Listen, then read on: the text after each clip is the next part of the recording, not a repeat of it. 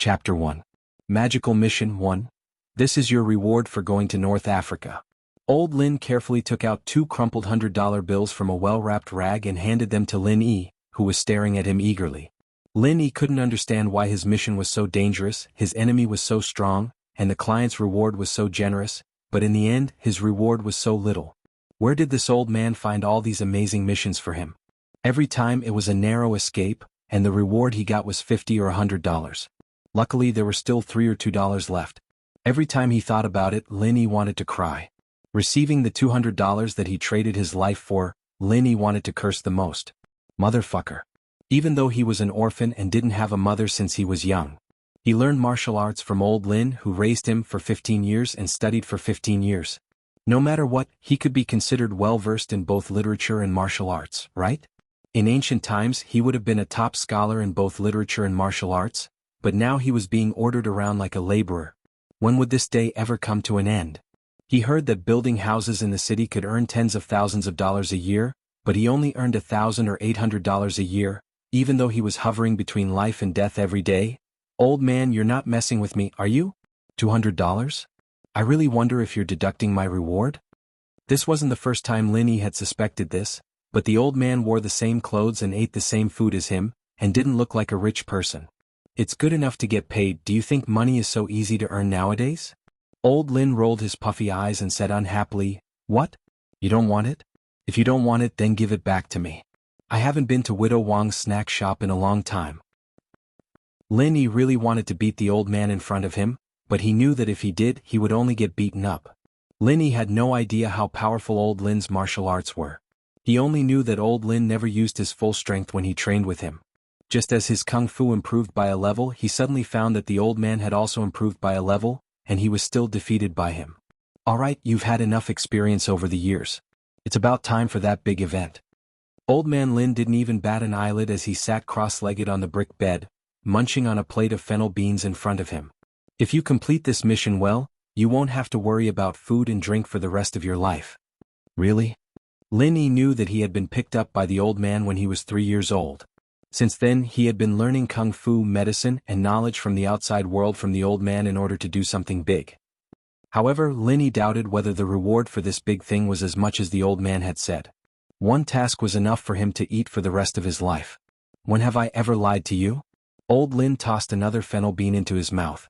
Are you coming or not? If not, I'll get someone else. Of course I'll go, Lin Yi said. Only an idiot wouldn't go for something this good. One mission was enough for him to eat for the rest of his life. He wouldn't have to live like this anymore. Even if it was a tiger's den, it would be worth it. Alright then go. Go to Songshan Pengzhan Industries. Find someone called Pengzhan. He'll tell you what to do next. Old Lin's lips curled into an almost imperceptible smile. But you have to think this through. Once you accept this mission, you have to finish it. You can't back out in the middle. Why? Why don't you let me run when there's danger? Lin Yi wasn't a one-track-minded person. He wouldn't do something even if he knew it would kill him. Look, hey, I've raised you for 15 years. I've provided for you to eat, to drink, to buy you a laptop, to buy you a 3G network card. The old man rolled his eyes and started nagging. Why do you have so many questions when I ask you to do something? Don't force me. Fuck. Lin Yi was pissed off at the old man's words. You raised me for the first 3 years and I've been the one cooking since I was 6, chopping firewood, weaving straw sandals to make money for you. Don't force me. Don't think I don't know that you're watching porn on the computer in the middle of the night. The old man glared at him. You forced me to say this. You even looked at the computer. Alright. I'll go. I won't run away. Okay.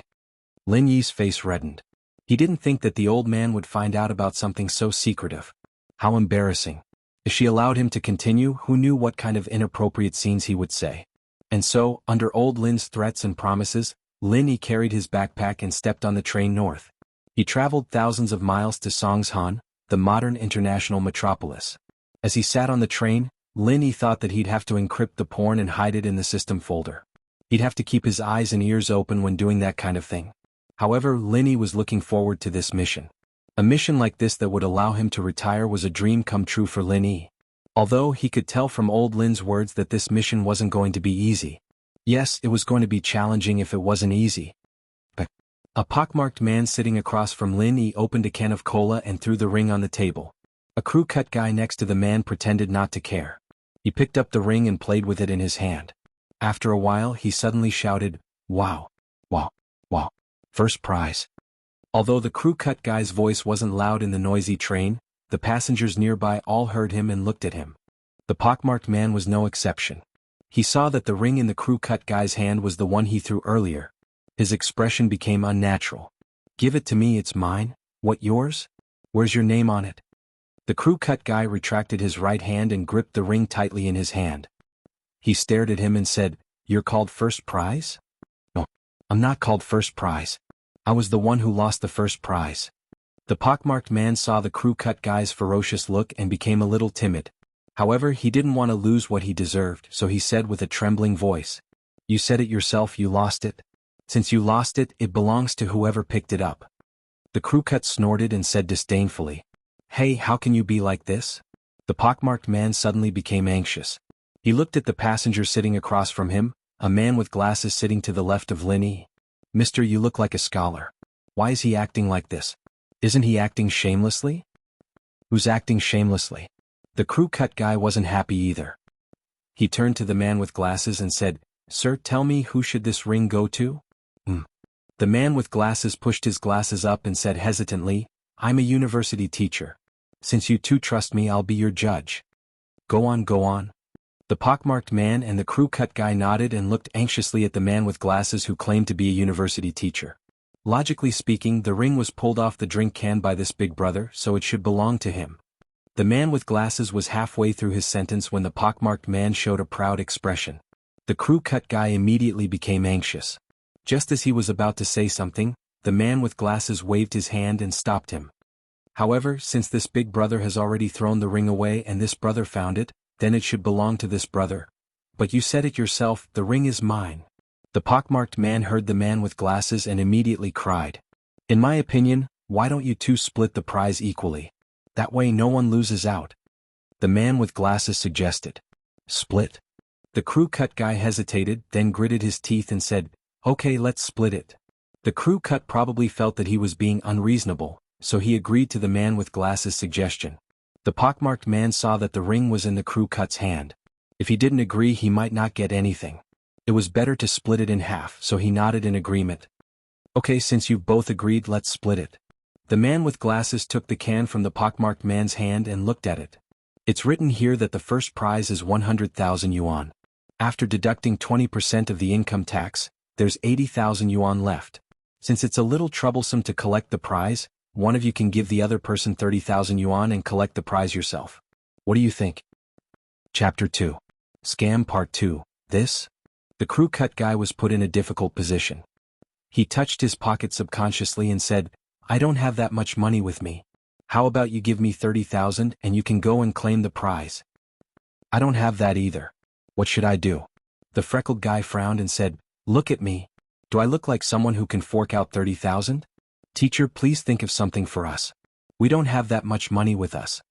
The freckled guy asked the glasses guy for help again. The glasses guy thought for a while and said, "How about I give each of you 30,000 and you give me the ring and I'll claim the prize?" The freckled guy and the crew cut guy looked at each other.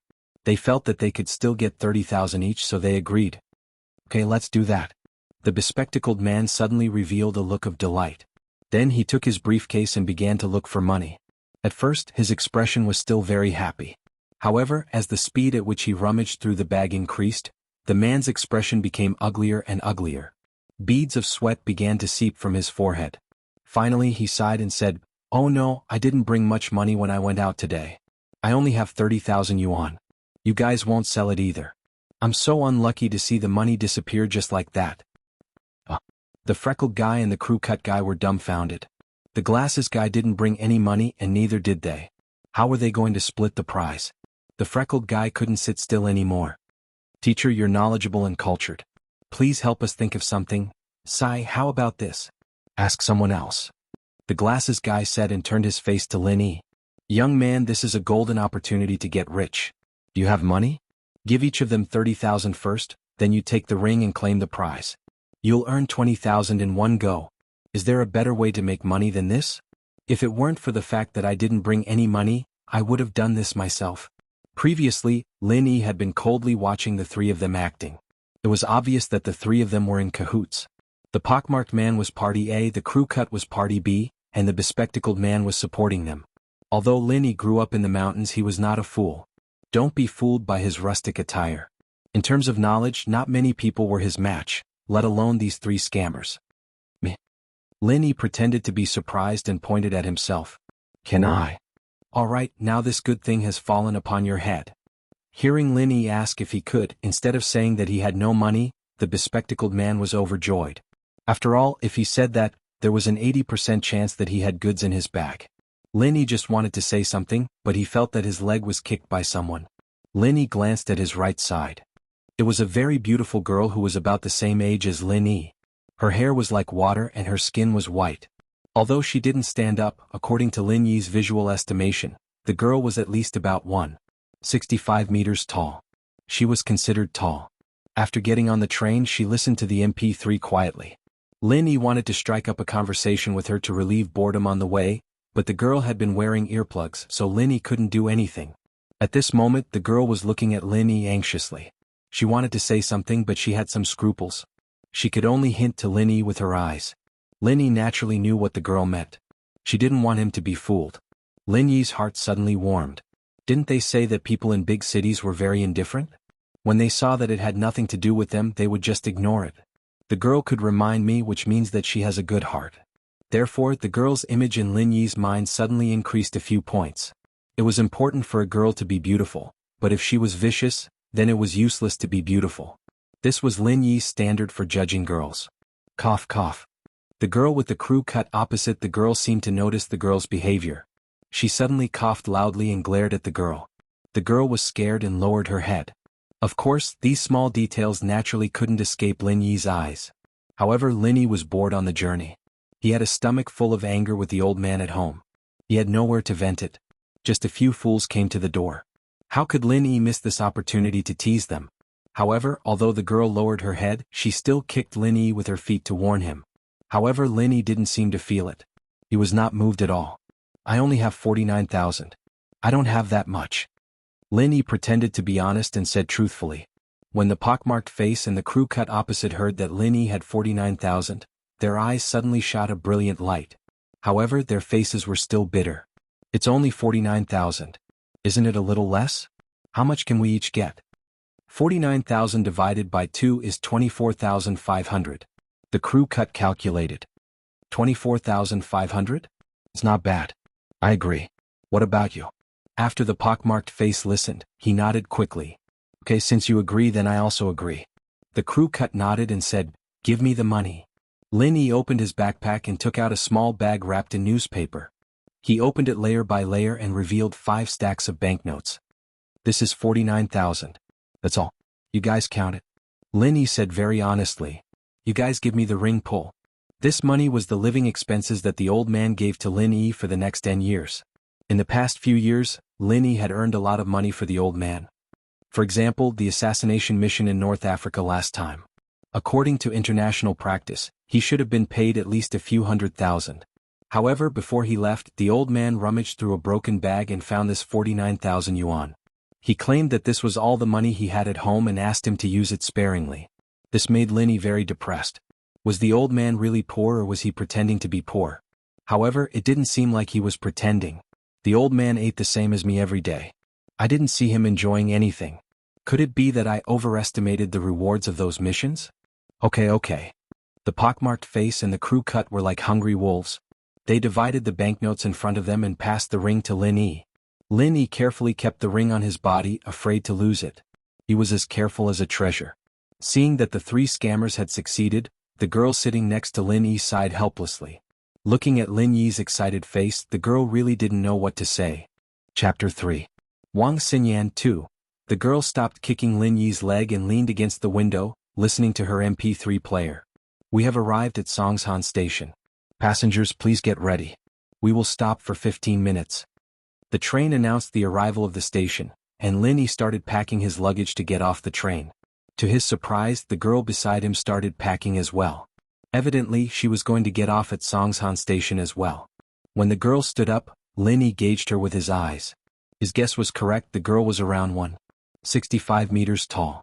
After getting off the train, Lin Yi looked at the gorgeous buildings in the station in awe. He'd been here 10 years ago, but Songshan had changed a lot since then. Wait. A sweet female voice came from behind Lin Yi. Lin Yi stopped and turned around. It was the girl who'd sat next to him on the train. She was waving at him as she ran towards him. What's up? Lin Yi, of course, didn't believe that a girl would fall in love with him at first sight. He was handsome, but his attire was too tacky. Yellow pants and a white singlet, the same outfit as a migrant worker in the city. You're not thinking of redeeming your prize, are you? The girl said angrily. She was angry at Lin Yi for ignoring her warning on the train. Oh, you're talking about this? Lin Yi took the ring out of his pocket and threw it on the side of the road. Ah. It was the girl's turn to be shocked. She didn't think that Lin Yi would do something like this. You threw it away? The girl pointed at Lin Yi, her mouth wide open. Yeah, I did. Lin Yi nodded. It's fake, there's no point in keeping it. You knew it was fake? The girl didn't understand what Lin Yi meant. She stared at Lin Yi, dumbfounded. What was wrong with this guy? You know it's fake, but you still bought it? Was he crazy? Judging from his appearance, he didn't look like the kind of rich person with a bad taste. I know. Even if I didn't know, you reminded me on the train. Lin Yi said. Then why did you give them the money? The girl was anxious. What kind of person was this? Lin Yi smiled, took his backpack off his shoulder, unzipped it and opened it in front of the girl. The girl looked at Lin Yi in surprise. Then she lowered her head and looked into Lin Yi's backpack. She was shocked. There were 7 to 8 bundles of cash inside. Are you rich? Even if you have money, you can't just squander it, right? The girl didn't quite understand what Lin Yi meant. She thought that Lin Yi was showing off how rich he was. This is the money from just now, Lin Yi said. The money just now? What do you mean? The girl didn't understand. You mean you got the money back? Wasn't there only 49,000? This should be 70 or 80,000, right? The glasses man still had 30,000 in his hand. I took it together with him. Lin Yi shrugged and said. This was just a piece of cake. For Lin Yi, it couldn't be simpler. Huh? The girl was completely dumbfounded this time. It wasn't that Lin Yi had a problem, but that he was more skillful. Not only did he get his money back, but he also took the money from the glasses man. What's with this expression? Are you going to report me for stealing? Your sense of justice is quite strong. Lin Yi looked at the girl's surprised expression and smiled. Of course not. The girl blushed and shook her head. But I really want to thank you before. There aren't many girls like you. Lin Yi said sincerely, can I treat you to a meal later? It's okay. The girl shook her head shyly. My family is waiting for me at the exit. Lin Yi nodded. He didn't force the issue. Hitting on girls was a technical thing, but it was also important to follow the flow. Being too deliberate would have the opposite effect. I won't bother you then. Xinyan looked at Lin Yi's back and shook her head. What a strange person. If her mother wasn't waiting for her at the exit, she wouldn't mind spending more time with Lin Yi. It wasn't that Xinyan had a good impression of Lin Yi. She just felt that Lin Yi was really different from the others. He had so much money in his backpack and he didn't put it in the bank. He was dressed like a country bumpkin, but there was something about him that she couldn't describe. Sir, do you want to stay at the inn? It's very cheap. Lin Yi was surrounded by a group of people soliciting customers from nearby hotels as soon as he walked out of the train station. This kind of worker's attire was the focus of these small hotels when doing business. Rich people wouldn't stay in small hotels like this. Big hotels didn't need to come out to solicit customers. Lin Yi waved his hand and squeezed through the crowd of people soliciting customers. He walked towards the taxi stop in the square. Lin Yi had a piece of paper in his hand. It was the address that old man gave him before he left. He got on a taxi and the driver asked enthusiastically, Young man, where are you going? To this address. Lin Yi handed the paper to the driver. The driver was a professional at the train station, and he had a good eye for customers. One look and he could tell that Lin Yi was from out of town, probably here for work. He wanted to trick him a little, since Lin Yi wasn't familiar with the roads anyways. He happily took the paper from Lin Yi and looked at the address written on it. The driver's face turned green immediately. The paper wrote, Songshan City, Guangming Avenue, 36, Pengzhan Building. 11. 2 kilometers from the train station. Take the new second ring bridge. Even the route had been designed and the mileage was clearly marked. Who would be able to blackmail them? But why would this young man go to Pengzhan Building? That was the biggest corporation in Songshan. How would a guy dressed like a migrant worker know the people there? The driver sighed, threw the note to the side, and drove the car obediently. Songshan's traffic was good. There were many bridges. Lin Yi felt like he arrived at his destination in the blink of an eye. He paid the 24 yuan fare and got off. Lin Yi felt a bit dizzy looking at the tall building in front of him. It seemed to be even taller than the mountain in his hometown. It seemed like his employer was rich. Maybe it was like what old man said. One mission could earn him a lifetime of money. He just didn't know if he would fall to his death if he jumped down. Back in his hometown, old man kicked him into the ravine from the top of the mountain. He didn't die, but he was bedridden for a few days with a swollen face. Chapter 4. Who are you looking for? Sir, who are you looking for? Lin Yi was stopped by the building's security guard after a few steps. Wait, let me have a look. Lin Yi thought to himself. Big cities still had security guards, but this security guard was just for show. He wasn't even as good as Buttface. Buttface was Lin Yi's playmate. Although he didn't know kung fu, he could kill a cow with one punch. From Lin Yi's point of view, this security guard was far weaker than a cow. He wasn't even as strong as a cow. Lin Yi took out a piece of paper from his pocket and looked at the words on it. I'm looking for Chu Pingzhan. Chu Pingzhan? Who is it? Why does this name sound so familiar? The security guard was startled and repeated the name in his mouth. The chairman. The older security guard who was standing at the side reacted faster. He immediately remembered who Chu Pingzhan was. He quickly pulled on the clothes of the previous security guard and whispered, "Don't talk nonsense. If the captain hears you, you'll be fired." The previous security guard was shocked when he heard the words of the older security guard. He opened his eyes wide and regretted talking too much. What was he talking about? Now he didn't even know the chairman. How could he be a security guard? Who was he supposed to protect? However, the security guard looked at Lin Yi's clothes and rolled his eyes. He wasn't afraid anymore. No matter how he looked at it, Lin Yi didn't look like someone who could be related to the chairman. One was the chairman of a Fortune 500 company, and the other was a migrant worker from the countryside. There didn't seem to be any connection between them. Could this kid be a construction worker and was here to complain to the chairman? The security guard raised his vigilance. He had seen a similar movie 2 days ago. It was called Owe Me 105,000. In the movie, a migrant worker went to the chairman to ask for money. The security guard and the older security guard looked at each other. Obviously, they were thinking the same thing. Why are you looking for Chairman Chu? The old guard cleared his throat as he stared at Lin Yi with a serious face, afraid that he'd do something drastic. I'm not looking for him. It's my old man who asked me to look for him. Lin Yi said lazily. Lin Yi didn't care about the identity of his employer in real life. They were all here for him. Your old man? The two guards were even more certain of their suspicions.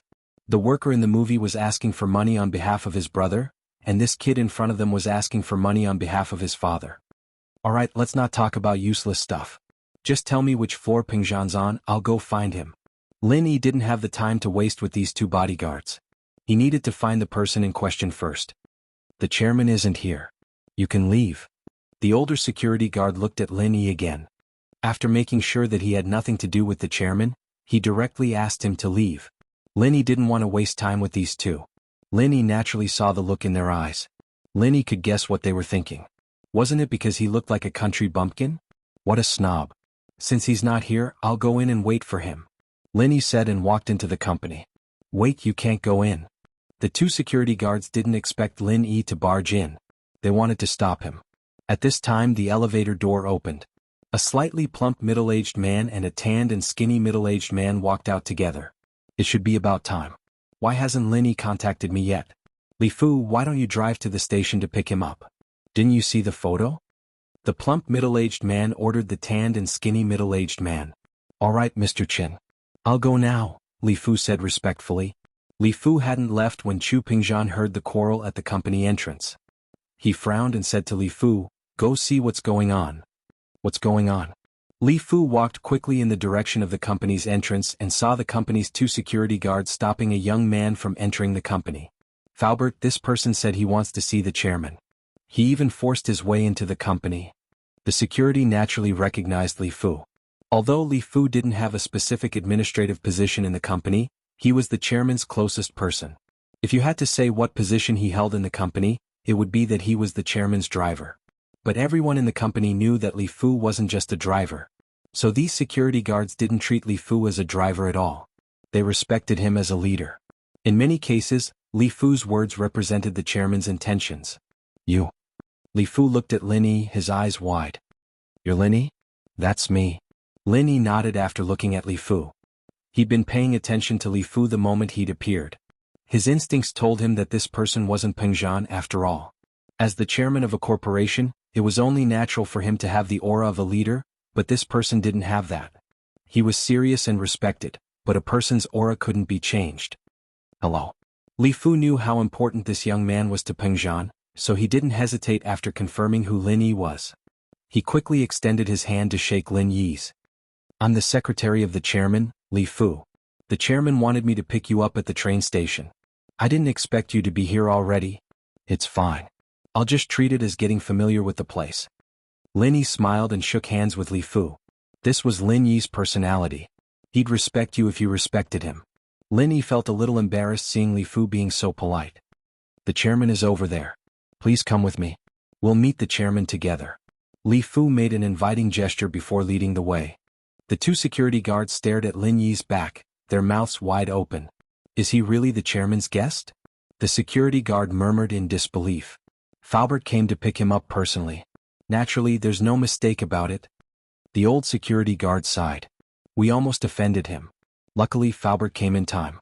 If we really kicked him out, we'd be in big trouble. As Li Fu walked over, Lin Yi noticed a slightly plump middle-aged man not too far away. If he wasn't mistaken, this was the person he was supposed to meet, the chairman of Peng Zhan Industries, Chu Peng Zhan. Chapter 5. Chapter 05. Looking for a partner? Lin Yi nodded with a smile, shaking hands with Peng Zhan naturally. Lin Yi handled this sort of social etiquette with ease. Nice to meet you, Mr. Chu. Lin Yi was flattered by Peng Zhan's friendliness. It was the first time he'd met such a friendly employer. He was here to carry out a mission, but the chairman of a listed company in the world's top 500 was treating him this way. Lin Yi was curious. Why did it feel like they were meeting on the same level? Mr. Lin. I understand that it might be difficult for you to lower yourself to do something like this, Peng Zhan said after some hesitation. Peng Zhan's words were getting more and more ridiculous, and even someone as thick-skinned as Lin Yi couldn't help but feel embarrassed. I don't need to lower myself. I only earn a couple hundred a month weaving straw sandals at home, and my old man said that this mission is enough for me to live the rest of my life. Lin Yi thought to himself. This employer sure was nice, treating him so politely when he asked him to do something. He wasn't like other people who'd start gossiping after paying him. What? Straw sandals? Peng Zhan paused as he looked at Lin Yi. He wasn't mistaking him for someone else, was he? But what the hell was this guy talking about? Was Elder Lin making him weave straw sandals for a couple hundred a day? Peng Zhan was speechless. He'd heard some things about Lin Yi from his old man, and the reward for rescuing hostages in Africa alone was in the hundreds of millions of USD. How was he making straw sandals for money? Yeah, a pair of straw sandals can be sold for 4 kwai. 3 to 5 pairs a day would be a couple hundred a month. Lin Yi nodded. He too felt that something wasn't quite right. The old man didn't seem like a poor man, did he? Peng Zhan couldn't care less about other people's personal business. He shook his head helplessly after hearing Lin Yi's words. Your salary from now on will be 30,000 a month. This includes your school fees and daily expenses. Of course, the money you spend on my daughter will be reimbursed by Li Fu. 30,000? Didn't the old man say it was a few thousand? Lin Yi was stunned for a moment. Such a high salary? If he had known this would happen, he wouldn't have brought so much money. He didn't have to see the old man's painful face. Lin Yi remembered the scene when he got the 49,000 yuan from the old man. Wait, Mr. Chu, what did you just say? Going to school? Tuition and fees? And the money spent on your daughter? What did that mean? I don't understand. Lin Yi was puzzled. What did Peng Zhan mean by that? Wasn't he here to carry out a mission? Didn't old Master Lin tell you before? Please come over here. Let's discuss the details upstairs. Peng Zhan smiled faintly as he gestured for Lin Yi to follow him to the elevator. After all, Peng Zhan was his employer now, and the salary he gave him wasn't low at all. Lin Yi didn't understand what Peng Zhan was talking about, but he had seen his fair share of strange missions over the years. So, Lin Yi slowed down his pace when he walked with Peng Zhan, making himself look like he was following behind him. Peng Zhan, however, was intentionally walking at the same pace as Lin Yi. Lin Yi naturally noticed it. Why did he feel that Peng Zhan's attitude towards him was a little too friendly? Lin Yi was curious, but he didn't ask. After all, it was his first time meeting Peng Zhan. They weren't very familiar with each other and some things were better left unsaid. He'd figure it out as time went on. Pengzhan's office was located on the top floor of Pengzhan skyscraper. It was 200 square meters big and one of the walls was covered with floor-to-ceiling windows. Faubert walked out after inviting Pengzhan and Lin Yi into the office, ordering Xiaoyu to pour some tea for them. "Mr. Lin, what would you like to drink?" Xiaoyu had learned of Lin Yi's surname from Faubert. "Water, please." Lin Yi drank water the most at home and it was the same when he came out. Xiaoyu paused but still smiled. "All right, please wait a moment." As for what the chairman wanted to drink, she didn't even need to ask. It was the same every day. "Mr. Lin, starting tomorrow, Faubert will arrange for you to enter Songshan's first school's 12th grade class 5. You'll be in the same class as my daughter Mengyao. You'll go to school with her, take care of her life and help her with her homework. In other words, you'll be her companion. I've been too busy with my business these past few years, and I feel guilty for not taking care of my daughter. I want to find someone she can talk to and care for her. This is the real reason why I asked you to come. You're around the same age as her and we're both young men. We should have some common topics, right?" Pengzhan smiled. Lin Yi was stunned. What did he mean by finding someone she could talk to? Care for her? Common topics? It couldn't be, could it? Was this the mission that could feed him for a lifetime? Why did it sound like he was looking for a partner? Could it be that the girl had some sort of biological problem that prevented her from getting married and was looking for him? "Mr. Lin, what's wrong?" Pengzhan seemed to know what Lin Yi was thinking when he saw the shock on his face. "I thought that Elder Lin had already told you what you were supposed to do, but it seems like that's not the case." "Mr. Chu, just call me Lin Yi. Mr. Lin's a little awkward." Lin Yi smiled bitterly. "To be honest, I really didn't know what I was supposed to do. The old man only said that it was an important mission, and that if I did it well, I'd be able to feed him for a lifetime." "Feed him for a lifetime?" Pengzhan paused at Lin Yi's words before laughing out loud. "Ha, that's right, Elder Lin wasn't lying to you. If you do it well, the reward will be enough for you to feed him for a lifetime." Lin Yi still didn't understand what Pengzhan wanted him to do. "But what exactly is my mission?" "Didn't I tell you before? You'll accompany my daughter to school and of course you'll be responsible for her safety. Don't let anyone bully her." Pengzhan explained. "Study companion? Babysitter?" That was the only word Lin Yi could think of. "You can think of it that way. That's the truth." Pengzhan nodded, not waiting for Lin Yi to say anything before handing a document to Lin Yi. "This is the information on Songshan's first school, you can familiarize yourself with it." Lin Yi nodded helplessly as he took the document. Was this the super mission the old man was talking about? Damn it. Could it be that I've been tricked again? Just like that time in South America, the old man had told him that he was going to save someone. But how was it a person? It was a group of people. But no matter what, there was a high reward and the danger level of the mission was relatively low. It was just that he felt like a lackey from a rich family, but it didn't matter, he'd just take it as a break. Songshan's first school was called Songshan's First School, but it was actually a private school a long time ago. The name hadn't been changed when it was bought over. Pengzhan's Pengzhan Industries was one of the 3 major shareholders of the school. No wonder he'd been able to get into this school so easily, even though he hadn't even gone to elementary school. Lin Yi hadn't gone to school before, but he knew from the internet how difficult it was for rural kids to go to school in the city. "Alright, I'll do my job." Lin Yi nodded after looking through the document. "Of course, Mingyao's temper isn't too good, but she's a good kid." Pengzhan smiled bitterly. "I believe that you'll be able to get along well with someone as outstanding as you." Get along? Lin Yi didn't expect to get along well with the Mississippi. It wasn't like they were dating, so what was the point of getting along well with her? Lin Yi, however, said, "I'll try my best." Pengzhan seemed to have seen through Lin Yi's perfunctory attitude. He smiled faintly and called out to the door. "Faubert, Yao Yao's almost out of school. Go get her and show Mr. Lin around. Mr. Chu, you can call me Lin Yi or Little E. Don't call me Mr. Lin, it's a bit awkward." Lin Yi said. "Alright, I'll call you E then. No matter what, I'm still your elder so you won't lose out. Don't call me Mr. Chu, just call me Uncle Chu." Pengzhan nodded, not bothering with the topic any longer. Chapter 6. Shield 1. There were many luxury cars in the parking lot, ranging from Mercedes-Benz to BMWs to luxury cars. Many of them were obviously private cars with flashy decorations on them. It was obvious that they were bought by the employees of Pengzhan Corporation. From this, it could be seen how high the income of the employees of Pengzhan Corporation was. It seemed that his 30,000 yuan salary wasn't that high after all. Under Falbert's guidance, Lin Yi came to a dark blue Bentley Elegance 728. The car was a '06 model and it was well maintained. Lin Yi wasn't sure if it was newly bought or if the employees paid attention to it, but the car looked brand new. "Mr. Lin, please get in." Falbert opened the door to the passenger seat and sat down. "I'll sit in the passenger seat? Then Miss?" Lin Yi hesitated and asked. "Miss always sits in the back row," Falbert said. "She has a backpack, so it's inconvenient for her to sit in the front row." Lin Yi nodded and got in the car. Falbert drove the car slowly into the underground parking lot. When the car passed by the security post at the exit, the security guards immediately stood straight and watched the car leave with a serious expression. Falbert's driving skills were very skilled, but it was obvious that it was the normal type. It wasn't the same as what Lin Yi usually learned. Lin Yi was more inclined towards racing. It couldn't be helped, the old man at home had a famous saying, "It's not your fault if you can't beat your opponent, but if you can't run away then you deserve it." Therefore Lin Yi learned a lot of escaping skills. Although he only used these skills on his old man in front of others, it was the others who ran away. "Mr. Lin, do you know how to drive?" Falbert looked at Lin Yi, who was sitting quietly beside him, and asked while waiting for the traffic light.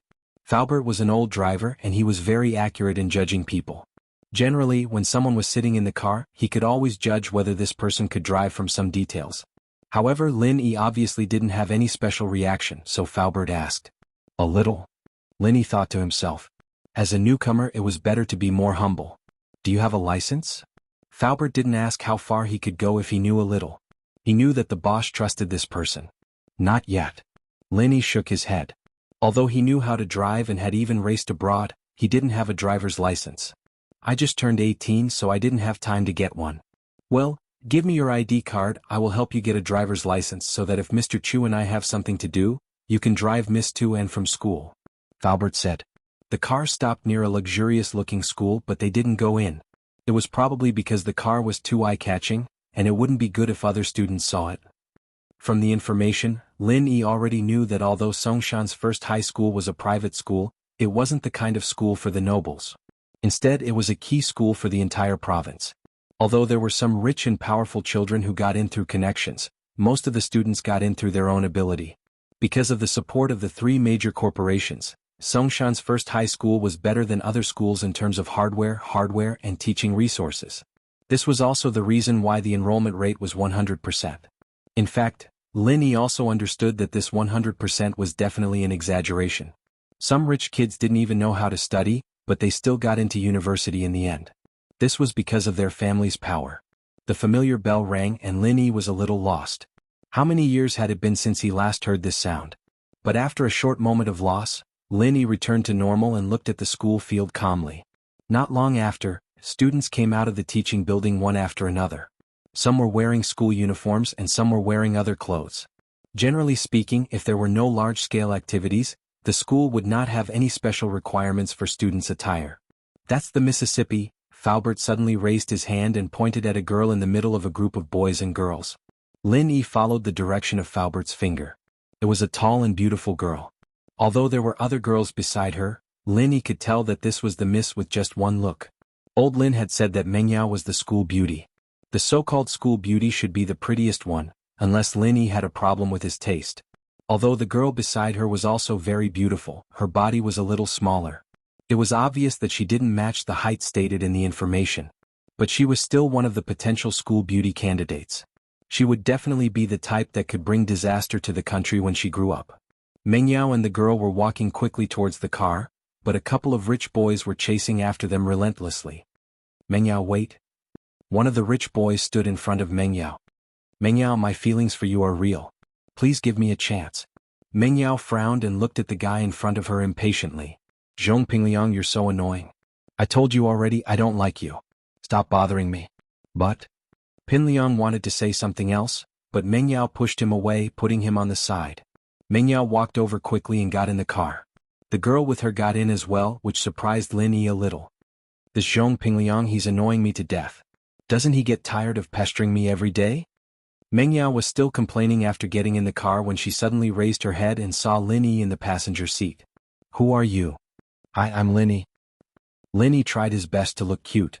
The miss didn't seem to have a good temper. "Lin Yi? Falbert? What does he do?" Meng Yao looked at Lin Yi, confused. Miss Chu, this is Mr. Chu's study partner. Falbert introduced. Study partner? Who wants a study partner? Didn't I say I wanted a shield? Look at him. Who can he block? Meng Yao panicked. She looked at Lin Yi up and down. What the hell was this guy wearing? A tank top and torn pants. He looked like a migrant worker going to the city. Even migrant workers didn't look like this. Did he think they were singing a duet? Chapter 7. Chapter 07, Lin Yi's handling method.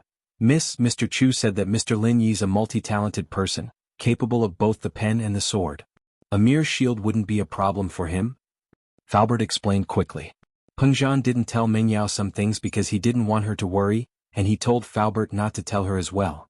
Inviting Lin Yi was ostensibly to take care of Meng Yao's studies and life, but there was a deeper meaning behind it. It was related to a promise made by the older generation of the family. But it was obvious that Meng Yao wouldn't agree to a study partner out of the blue. But coincidentally, Meng Yao was tired of dealing with her pursuers, and so she went to Peng Zhan, asking him to hire a shield to help her fend off the flies around her. And so, Peng Zhan used Lin Yi as a shield and recommended him to Meng Yao. But Falbert was regretting not bringing Lin Yi to a clothing store to dress him up. From what Falbert saw in Lin Yi's picture, Lin Yi looked quite spirited, but the style was a little too unique for the environment. Meng Yao couldn't see anything special about the man in front of her. He couldn't be some random migrant worker her father found from the labor market, could he? The girl beside Meng Yao covered her mouth and giggled. Lin Yi didn't look like someone who could be Meng Yao's shield no matter how she looked at him. Chu, what are you laughing at? Meng Yao was already pissed off at her father's perfunctory attitude, and seeing her best friend giggling made her even angrier. She glared at her friend. Yushu stuck out her tongue at Meng Yao's scolding and shut her mouth, but kept her curious eyes on Lin Yi. Falbert, tell him to get off the car. I want a replacement. Meng Yao frowned. She really didn't want to argue on this topic any longer. Mr. Chu said that Mr. Lin Yi would definitely be able to do the job, and he's already signed the contract. Falbert was implying that there was nothing she could do about it. Peng Zhan had already made the decision for her, and there was nothing she could do about it. Ah. Meng Yao blinked her beautiful eyes on the verge of tearing up. She really didn't know what her father was thinking. If that was the case, why didn't he just have a shield? Wouldn't she be a laughingstock if this person stayed by her side all the time? Meng Yao had wanted to tell the public that this shield was her boyfriend. After all, it was the best way to get rid of all the flies in the house. However, it seemed that it was impossible now. Even if she said that this bumpkin was her boyfriend, people had to believe her first. Zhong Pingliang would probably laugh his head off. Lin Yi listened to their conversation and immediately felt a headache. A shield? This girl wasn't really looking for a boyfriend, was she? No wonder Peng Zhan was acting weird when he talked to her. Could it be that she was looking for a son-in-law? Alright, that guy over there wouldn't let go of me. Help me deal with him. If you do it well, I'll consider it a pass. Meng Yao rolled her eyes and came up with a plan. If this guy didn't know how to deal with it, she could use his incompetence as an excuse to get her father to fire him. Lin Yi nodded and got off the car, walking quickly towards Zhong Pingliang. This Meng Yao, I get rejected every time I ask her out. If it were any other girl, they'd jump into my arms already. Zhong Pingliang complained to his lackeys. Master Zhong, this Meng Yao isn't a normal girl. She's the miss of Pengzhan Industries. It's normal for her to have difficulties.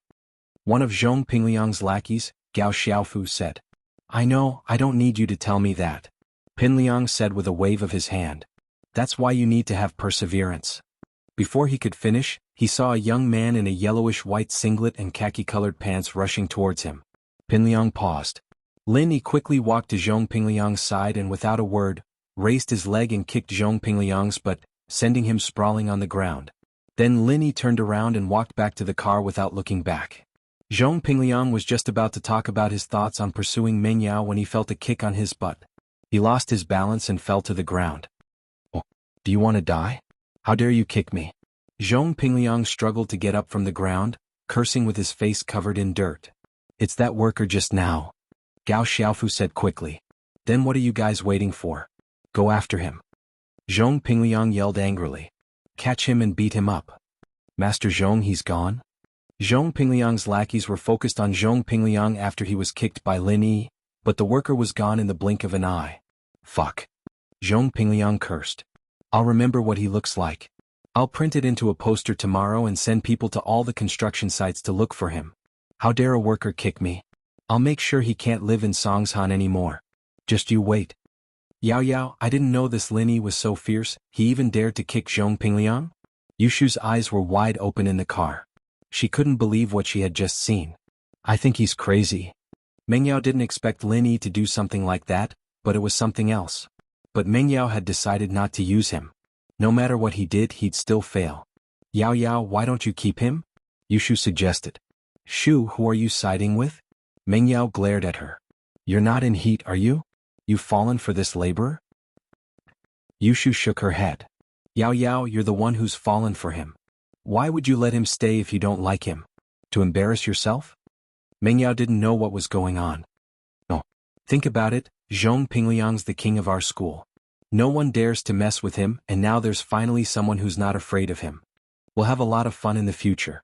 Yushu said mischievously. If they fight, Zhong Pingliang won't have time to bother you, right? Fight? You think Zhong Pingliang's that easy to mess with? Meng Yao hit the nail on the head. He's just a worker. Zhong Pingliang's going to beat him to death. Chapter 8. How did you fool my daddy? You're right, we'll stay and watch then. Meng Yao felt that Yushu's words made sense, and so she agreed. She turned to Falbert. Falbert, did you buy insurance for him? What if something happens to him? Insurance. Falbert sweated again. How could someone hired by Mr. Chu get into an accident so easily? Don't worry, I got it all. Lin Yi, on the other hand, had walked to the car and got in. He looked at Meng Yao. How was it? Not bad, right? You barely passed. Meng Yao humphed. Lin Yi smiled and went back to the driver's seat. He didn't say anything else. Experience and the internet had taught him that women often didn't mean what they said. Lin Yi wasn't going to argue with Meng Yao. Meng Yao was pissed when Lin Yi only smiled and didn't say anything else. She thought he'd say some words of gratitude. After all, with how competitive the society was right now, there were even university graduates who had to scavenge dung. A migrant worker who just entered the city and found a good job like this, shouldn't he be happy about it? Hey, why aren't you thanking me? Meng Yao couldn't hold it in any longer. Thanking? For what? Lin Yi didn't know what was going on. Shouldn't you be thanking me for helping you kick that guy's face to the ground? Thanking you for what? Meng Yao was pissed off. Why was this guy so slow? Didn't he know what she was hinting at? Did he not know how to please his employer? Yao Yao saying that she accepted you. Shouldn't you thank her? Yushu smiled slyly as she explained for Meng Yao. Shu, what are you talking about? What do you mean I accepted him? Meng Yao jumped at Yushu's words. Wasn't that a little too ambiguous? Why does it sound like I'm accepting a confession? It's nothing, I'm just saying that you accepted him as your shield. Yushu giggled. Oh, thank you. Lin Yi was very efficient. In fact, if it weren't for the fact that this job was a little weird, he would still be very satisfied. At least the salary was very high. You're welcome. Meng Yao spat the 3 words out of her mouth, furious at Lin Yi's slow reaction. This person is going to be my shield? Why did he look so silly? Yeah, I'm leaving. See you tomorrow. And you too, shield bro. The car stopped in front of a villa, and Yushu waved at Meng Yao and winked at Lin Yi before getting out of the car. Shield bro? Lin Yi smiled bitterly. This name was quite unique. It was comparable to the internet celebrity Brother Sharp. Yushu's house was very close to Meng Yao's, and the 2 villas were right next to each other. The car took a turn and they arrived at Meng Yao's villa. Under Yushu's instigation, Meng Yao reluctantly accepted the worker in front of her. But when she saw the worker walking into the villa with her luggage, she exploded. What are you following me for? Lin Yi paused, turning to look at Falbert.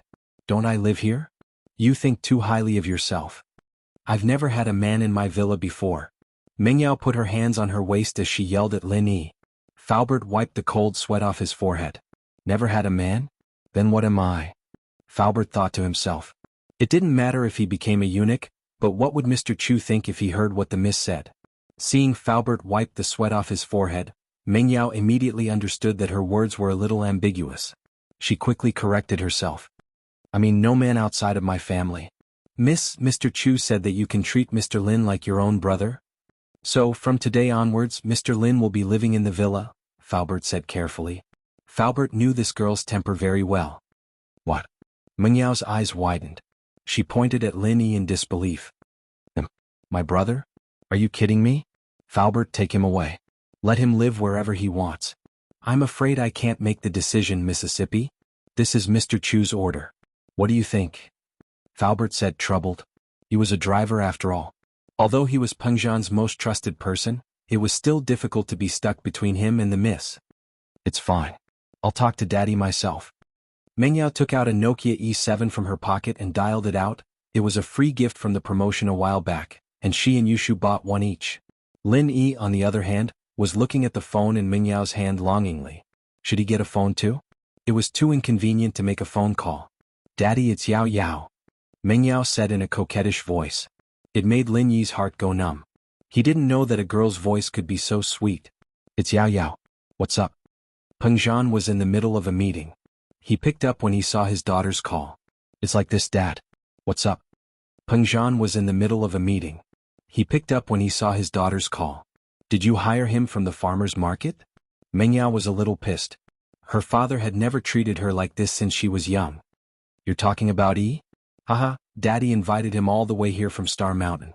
Not only is he knowledgeable, he's also good at martial arts. What's more, his character is even better. Peng Zhan said with a smile. What? Meng Yao didn't understand. What kind of magic potion did the man in front of her feed her father? Why did he say good 3 times in a row? Peng Zhan heard his daughter's words and thought that she was acting coquettishly. He said, what do you think? Are you satisfied with Lin Yi? Satisfied? How is that possible? First of all, his looks aren't up to standard. He's my shield. I should at least like him, right? Meng Yao humphed. Also, Daddy, how could you ask him to live with me? I'm a girl. It's not safe for me. Yeah. I'm worried about your safety. I'm worried about you living alone in the villa. That's why I asked Yi to accompany you. Don't worry. He can protect you. Peng Zhan pretended that he didn't understand his daughter's words. He. Meng Yao didn't know what to say after hearing her father's words. But before she could continue, Peng Zhan continued. All right, Yao Yao. I'm having a meeting with the company's middle management. Let's talk later. Chapter 9.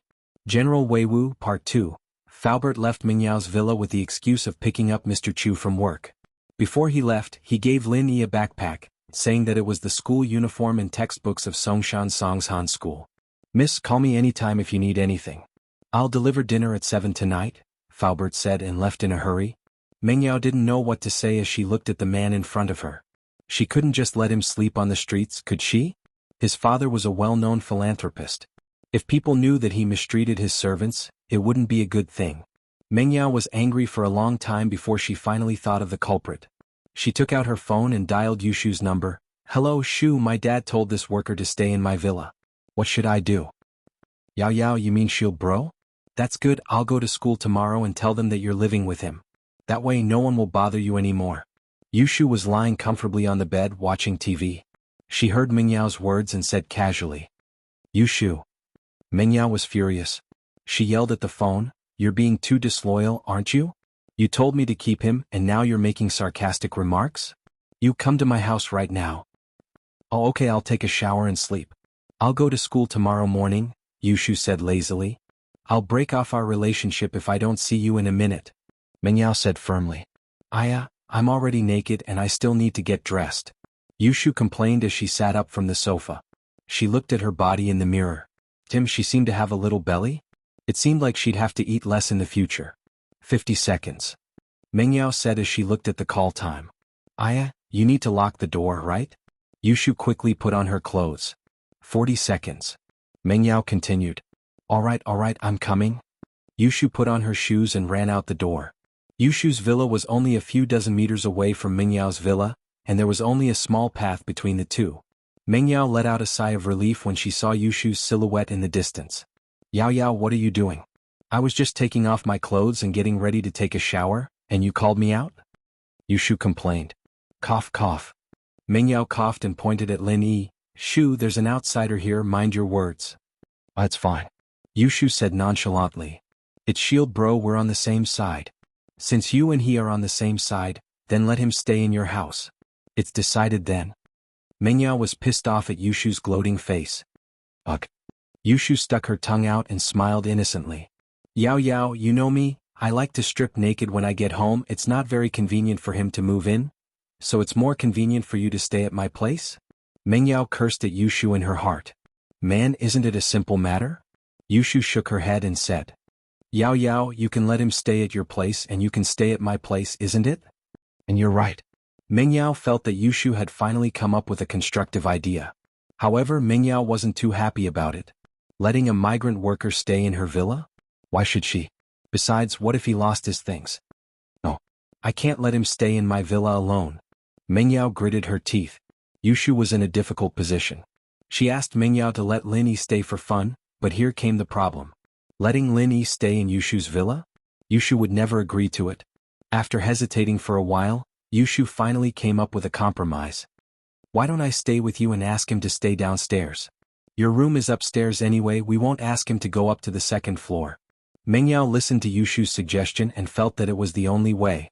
She nodded unwillingly. Okay, let's do that. Yushu often stayed with Meng Yao, so she entered the villa with ease. Lin Yi, on the other hand, carried his luggage and followed behind slowly. Meng Yao was hostile towards him and Lin Yi could naturally see it. However, when he thought of the old man's solemn words and Uncle Chu's trusting eyes, Lin Yi didn't think much of it. After all, Meng Yao was a girl. It was normal for her to not want to stay with him. Hey, what's your name? Meng Yao sat on the sofa and threw her slender legs on the bed. She looked at Lin Yi and asked. I'm Lin? Lin Yi said as he tried to sit on the sofa. He'd been standing in front of the door for a long time, and it was quite tiring for him. But before his butt could touch the sofa, a voice called out, startling him. Stop. Don't sit. Meng Yao's eyes were wide open as she pointed at Lin Yi. What's wrong? Lin Yi was startled. His butt was hanging in the air. Your pants are so dirty, don't dirty my sofa. Shu often lies on it naked. Meng Yao frowned. Yushu rolled her eyes in anger. How could you be like this, Yao Yao? You just told me to watch what I say in front of outsiders and now you're saying it yourself. Lin Yi, on the other hand, wasn't angered. He'd been on the train for half a day and he'd been running for half a day. Dirtying the sofa wasn't a big deal, but giving the girl a skin disease would be a big deal. Okay, you can continue. Meng Yao saw that Lin Yi stood up and sighed in relief. My name is Lin Yi said. Okay, Lin Yi, you can sleep in the guest room over there. But remember, upstairs is my and Shu's room. You can't go up there or I'll ask my dad to fire you. Meng Yao didn't even have enough confidence when she said this. She didn't know why, but she felt that her father was bewitched by Lin Yi.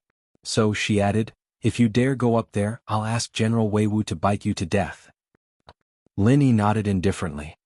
He heard the second half of Meng Yao's sentence and asked curiously, General Wei Wu? What's that? Hearing Lin Yi's question, Meng Yao shouted proudly, General Wei Wu, come down. Chapter 10. Part 2. Lin Yi snorted disdainfully. Forget a dog, he'd killed countless wolves in the mountains with one slap. A Rottweiler was nothing to him, of course. See that? That's General Wei Wu. I'm telling you, he's very powerful. If you dare go upstairs, I'll tell him to bite you to death. Meng Yao threatened. Got it?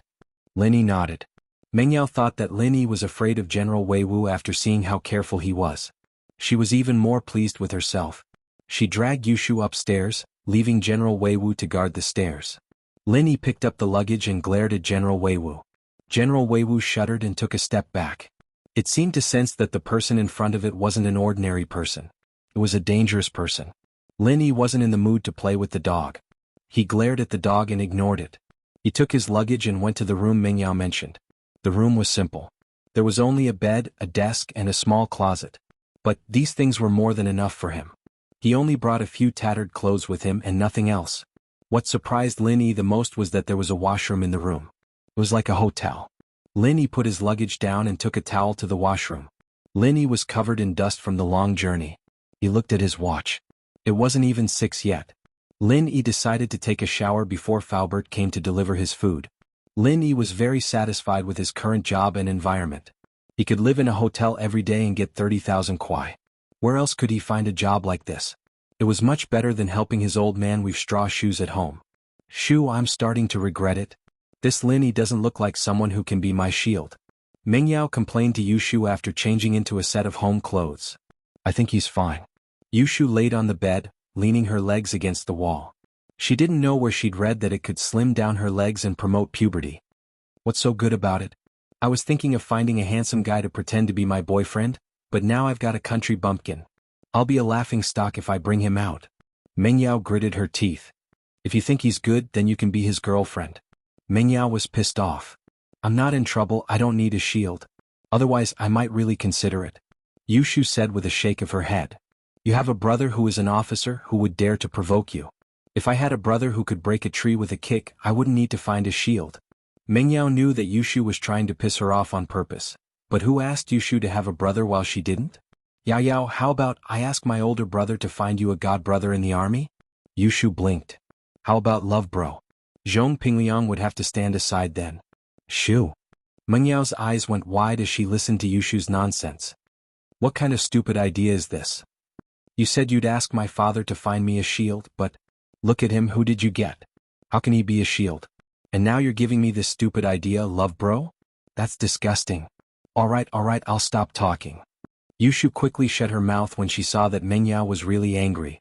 She was right, she was the one who gave Mengyao the idea of finding a shield, but now that the person wasn't to her liking, she had to bear some responsibility as well. Linny had just showered when Faubert came to deliver dinner. He looked through his suitcase, but there wasn't a single decent piece of clothing. Linny couldn't help but complain about how stingy the old man was. Couldn't he just buy him some new clothes? Mengyao would probably think that he was wearing dirty clothes when he went out, and he wouldn't even be able to sit on the sofa. With no other choice, Linny opened the bag Faubert gave him and put on his school uniform. Both Mengyao and Yushu were taken aback by Lin Yi's new look. He'd been unkempt before, wearing a tattered singlet and underpants, but now that he'd showered, he looked like a gentleman. Paired with the school uniform, he looked like a completely different person from the migrant worker he used to be. Her first impression of Lin Yi, however, was simply too bad. Mengyao would never admit that Lin Yi was a handsome guy no matter what. She could only say that he was stronger and more pleasing to the eye than before. Faubert brought over 4 dishes and a soup. Yuxiang shredded pork, Sichuan poached fish, stir-fried cabbage and black fungus with spinach. The soup was shiitake mushroom soup. The combination of meat and vegetables was perfect. It had been a long time since Lin Yi had such delicious food. Seeing that Faubert had also prepared his own lunchbox, he happily took it and sat at the table. Lin Yi was just about to pick up his chopsticks when Mengyao objected. What are you doing? Shu and I haven't eaten yet and you want to eat first? From now on, Shu and I will eat first and you can eat if we don't want to. With that, she turned around and went to the kitchen. She had a habit of using silverware when she was young. It was a habit she developed when she lived with her grandpa. So, in the disinfection cabinet in the kitchen, there was a set of silverware that Mengyao specially used. Lin Yi could only smile bitterly at Mengyao's domineering attitude. He put away his chopsticks and looked at the food on the table. He could only hold back his saliva. Fortunately, the white rice was his. Lin Yi quickly shoved a few mouthfuls into his mouth. Maybe it was because he ate too fast, but he choked a little. He said with a slurred voice, "Is there anything to drink?" Yushu looked at the man who looked like he hadn't eaten in 8 lifetimes and found it funny. She pointed at the freezer. "What do you want to drink? Help yourself." Lin Yi turned around and saw a big freezer filled with all kinds of drinks. Lin Yi took out a bottle of orange juice and took a big gulp. He felt much better after that. Mengyao took the cutlery back and started commenting on the dishes on the table with Yushu. "Wow, Sichuan poached fish, my favorite. This Yuxiang shredded pork is a little too sweet. That damn chef, doesn't he know that eating too much sugar makes you fat? I'll get Dad to fire him someday. And this cabbage is delicious. Shu, you should try it too." Mengyao nagged as she ate. These dishes were prepared by the chefs of Pengzhan Industries, and Faubert would deliver them every night. Pengzhan had a lot of social engagements, but Mengyao's mother had left home when she was very young. Mengyao didn't know why, but her father refused to tell her every time she mentioned it to him. Chapter 11. Chapter 11, Indirect Kiss, Yuxiang shredded pork for you. Yushu tasted the fish-flavored pork after hearing Mengyao's words. It was on the sweet side. She'd been on a diet lately and she couldn't possibly eat sweets. She pushed the plate to Lin Yi. Lin Yi, on the other hand, didn't care if it was sour or sweet as long as there was meat to eat. He hadn't eaten anything the whole day, so Lin Yi took the plate and started wolfing it down. The taste wasn't bad at all, much better than Widow Wang's snack shop at the head of the village. Be it the colors or the ingredients, they were all very meticulous. How could Widow Wang's sweet and sour pork compare? Wasn't this miss from a rich family a little too picky? Mengyao picked up a piece of boiled fish and put it in her mouth, tasting it. Her face was red from the spiciness, and she couldn't stop panting as she fanned her mouth with her hand. "It's so spicy. But it's so good. Where's the water? Where's the water?" Mengyao turned around and saw the orange juice on the table. She picked it up and gulped it down, finishing half the bottle in one go before putting it down. Yeah, it feels so much better now. Yushu looked at Lin Yi, then at the orange juice on the table before finally resting her eyes on Mingyao's mouth. Disbelief was written all over her face. Lin Yi, on the other hand, was staring at Mingyao blankly. Girls in this city sure were open-minded. She just picked up the bottle he'd just drunk from, and she just put her mouth on it. How violent. Mingyao was in the middle of eating and drinking, and was about to continue when she saw Yushu looking at her with a weird expression. Shu, what are you looking at me for? It's nothing. Yushu sighed, not daring to tell Mingyao the truth. With Mingyao's personality, God only knew what she'd do. It's nothing. Why are you looking at me? Mingyao was even more confused as she shook her head. She picked up another piece of boiled fish and put it in her mouth, but it was too spicy for her. She picked up the orange juice bottle on the table and started drinking it mouth to mouth. Don't. Yushu wanted to stop her, but it was too late. She swallowed the rest of her words. What do you mean don't? Shu, what are you talking about? What's wrong with you? Mingyao put down the orange juice bottle and wiped her mouth with her hand, frowning as she looked at Yushu. I think I'll keep it to myself. Yushu said, amused and sympathetic at the same time at Mingyao's clueless face. The funniest thing was that Mingyao had drunk from Lin Yi's drink twice already? Wasn't that enough? Little Shu, why are you stuttering too? What's the matter? Mingyao wasn't happy. What was he doing, acting all mysterious? Yushu had no choice but to point at the orange juice bottle on the table under Mingyao's interrogation. This drink? This drink? What's wrong with it? Mingyao frowned. Didn't I just drink your drink? What's wrong with that? There's still a lot of it in the freezer, I'll get you another bottle if you want. Do you really have to be like this? Yushu couldn't hold back her laughter any longer. I can't take it anymore, I'm dying of laughter. Yao Yao, haven't you realized? I didn't drink that drink. You didn't drink it? What do you mean? Mingyao realized something halfway through her sentence and turned to Lin Yi, her expression changing drastically. You drank this drink? Lin Yi nodded innocently. It seemed like he'd misunderstood, thinking that the girls in the city were more open-minded. Fuck. Mingyao's face went green as her eyes widened. She pointed at Lin Yi, wanting to say something, but nothing came out in the end. She covered her mouth and ran to the washroom. Blarg. Retching sounds came from the washroom. Yushu had been gloating at Mingyao's misfortune at first, but Mingyao's reaction was a little too much for her to handle. Yao Yao. I told you I shouldn't say it, but you forced me to. Yushu said apologetically as she looked at Mingyao with a bitter face. Then why didn't you say it earlier? Blarg. Mingyao glared at Yushu before starting to retch again. No way? There's a reaction already? Yushu mumbled as she looked at Mingyao. Mommy said that kissing won't get you pregnant. Mingyao had just felt a little better when she heard Yushu's words. She felt a wave of nausea wash over her as she remembered the indirect kiss she'd had with that bastard. Tears started falling down her cheeks. The first kiss she'd cherished for 18 years was gone just like that? Mingyao felt a wave of dizziness wash over her, almost fainting. She glared at Yushu. Pregnant my ass. Don't you have any physiological knowledge? I don't, do you? Yushu wasn't very happy as well. She was the one who accidentally kissed Lin Yi. What did that have to do with her? Mingyao was already sad enough, and Yushu was still laughing at her misfortune. Mingyao gritted her teeth and hugged Yushu tightly, planting her lips on Yushu's. Yushu. Yushu's eyes lit up. Bam. Mingyao let go of Yushu with a hateful tone. Who asked you to gloat? Now you have a part in it too. What are you doing? Yushu didn't understand Mingyao's evil plan until she was kissed by Mingyao. Now she was involved in it as well. Yushu, on the other hand, felt a little better. She comforted herself that even if Lin Yi's saliva had touched Yao Yao's mouth, she would have spat it out just now. It wouldn't have touched her mouth. Yes, it wouldn't be. Yushu's mood improved a lot at the thought. She looked at Mingyao, who was rinsing her mouth again and again, and pretended to rinse her mouth as well. After a while, Mingyao finally calmed down. She understood that even if she rinsed her mouth until her skin peeled off, it wouldn't help. What happened had already happened, and there was no time machine like Doraemon in reality. She couldn't start over again. However, as for Lin Yi, she was going crazy. Letting this person stay in her villa was a huge mistake. Just now, Mingyao had the urge to kill Lin Yi. It was the kind of urge that was necessary. If she had a knife at that time, she would have stabbed it into Lin Yi's chest without hesitation.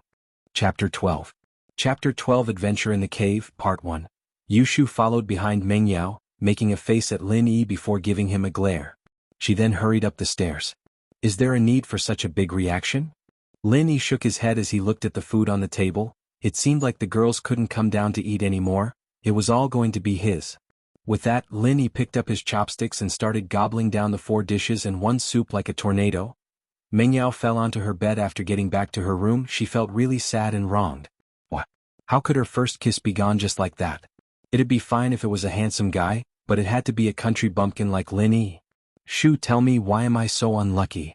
Meng Yao couldn't help but cry out loud. She didn't want to embarrass herself in front of Lin Yi, so she held back her emotions and didn't make a sound. Now that there was only her and Yushu left, she couldn't care less anymore. Lin Yi was there, and Meng Yao didn't want to make a fool out of herself. Alright Yao Yao, don't be sad. It's a good thing it was an indirect kiss, not a direct mouth-to-mouth kiss. He didn't take advantage of you, did he? Yushu thought. At most, you ate some of Shield Bro's saliva, but he didn't get to eat your saliva. Yushu's words made Meng Yao feel even more wronged. She would have accepted it if they'd really kissed, but Lin Yi didn't get to take advantage of her at all. He wouldn't feel sorry for her, but she was the one who was unlucky. No, I've made up my mind. I'll tell my dad tomorrow that I'll be the only one in this house. Meng Yao said hatefully. I have to. Meng Yao was exhausted from all the crying and vomiting. She grumbled for a while before falling asleep. Yushu shook her head as she laid down beside Meng Yao. It was just a little saliva, it wasn't a big deal. It wasn't like she'd get pregnant, did she? After the meal, Lin Yi was prepared to be scolded. It couldn't be helped since he was of a lowly status. If this was the old society, he'd be a servant, and if he pissed off the miss, he'd probably be punished. However, after waiting for a long time, no one came down. Lin Yi cleaned up the lunch boxes on the table and returned to his room. It was already 9 and Meng Yao and the others were probably asleep by now. After washing his face and brushing his teeth, Lin Yi locked the door and sat on the bed to practice the art of dragon mastery. The origin of this cultivation technique was very special. He had found it in a cave. He remembered that it was when he was 8 years old. On a full moon night, the old man called Lin Yi to the top of the West Star Mountain to test his recent progress in martial arts. Lin Yi didn't understand why the old man called him to the top of the mountain to test his martial arts in the middle of the night, but under the old man's constant pressure, Lin Yi obediently went to the top of the mountain with the old man. However, after 2 moves, Lin Yi clearly felt that something was wrong. The old man wasn't testing him, he was killing him. Lin Yi was about to say something when he felt a huge force on his butt. The old man had kicked him down the valley with a vicious kick. Lin Yi only felt the wind whooshing in his ears, and he felt like he was flying in the air like Ultraman in an anime. After a long time, Lin Yi fell heavily on the ground with a bang. Lin Yi felt like his bones were about to fall apart. Although the old man had soaked his body in traditional Chinese medicine every day since he was 3 years old to improve his bones and physique, falling from such a high mountain still made Lin Yi dizzy and faint. Looking at the direction where Lin Yi fell, old Lin shook his head and sighed. Lin Yi, it's not that I'm cruel, but it's a once-in-a-lifetime opportunity. The cave door only opens once every 5 years on the mid-autumn full moon. If you don't go in this time, you'll miss the best age for training. Lin Yi didn't know how long it had been before he woke up, cursing old Lin a couple of times for not being nice to him before getting up. There was no helping it. There was no point in cursing at this time. Lin Yi first checked his body and found that there was nothing wrong with it before standing up. However, the scene in front of him shocked Lin Yi. In front of him was a huge mountain gate with a simple design but a majestic aura. The vermilion paint glistened under the moonlight, and the golden door knocker on it gave off a dazzling brilliance. This was like the residence of the gods and the myths. On top of the giant door, there was a plaque with 4 words written on it, Xianyuan Cave Mansion. What is this place? Lin Yi's breathing became a little rushed. He had lived in West Star Mountain for many years, but he had never heard of such a place at the bottom of West Star Mountain. Although Lin Yi didn't know why he stumbled here and how the old man coincidentally kicked him to the cave door, Lin Yi had a familiar feeling. It was a feeling of déjà vu, as if he had been here before in his dreams. But no matter how hard he racked his brain, he couldn't remember when he'd been here. Lin Yi stood still and subconsciously walked in the direction of the mountain door, as if there was some force pulling him. When he came to the cave door, Lin Yi subconsciously used his hand to push the door. Unfortunately, the cave door didn't move at all. Lin Yi frowned and pulled hard on the cave door, but the cave door still didn't move. Just as Lin Yi was about to turn around and leave dejectedly, something strange happened. Lin Yi realized that the originally closed cave door was slowly opening. At that time, Lin Yi was shocked, thinking that someone was coming out of the cave. He quickly dodged to the side and stared at the cave door. However, Lin Yi waited for a while and didn't see anyone coming out of the cave. Instead, the situation in the cave, Lin Yi could see it clearly. This was a big hall. There was no light inside, but it was still as bright as day. He didn't know what was used to emit such a dazzling brilliance, illuminating the entire hall. The strange scene in front of him made Lin Yi open his mouth in shock. Other than shock, there was no other word to describe Lin Yi's feelings at the moment. After confirming that there were no living creatures in the hall, Lin Yi carefully walked towards the open stone door. With every step, Lin Yi looked around vigilantly until he was sure that there was no danger, then he continued to walk forward. However, that was also because Lin Yi was still young at that time, and he was more curious about things. If it was the current Lin Yi, perhaps he wouldn't be so impulsive. Chapter 13. Strange Encounter in the Cave, Part 2. Finally, Lin Yi passed through the stone door and stepped into the main hall. There was a huge stone tablet in front of Lin Yi's eyes, with a few sentences written in seal script. On the night of the full moon, the stone door will open. Only the fated may enter. Leave before dawn. The stone door will open again 5 years later. Lin Yi had learned seal script from old Lin when he was young, so he could easily recognize the 8 sentences on the stone tablet. Lin Yi started to ponder the meaning of the 8 sentences after reading them. Night of the full moon, that was easy to understand. Didn't it happen to be a full moon tonight? And the stone door will open, that must be referring to this red stone door. But what did it mean by the fated? Could it be that he was the fated one who could enter? Lin Yi felt that this was a fantasy and he didn't understand. There wasn't anything special about him, was there? He was an orphan, adopted by old Lin, and lived aimlessly until he was 8 years old. He didn't feel like there was anything special about him, did he? At least compared to old Lin, he didn't have anything special about him.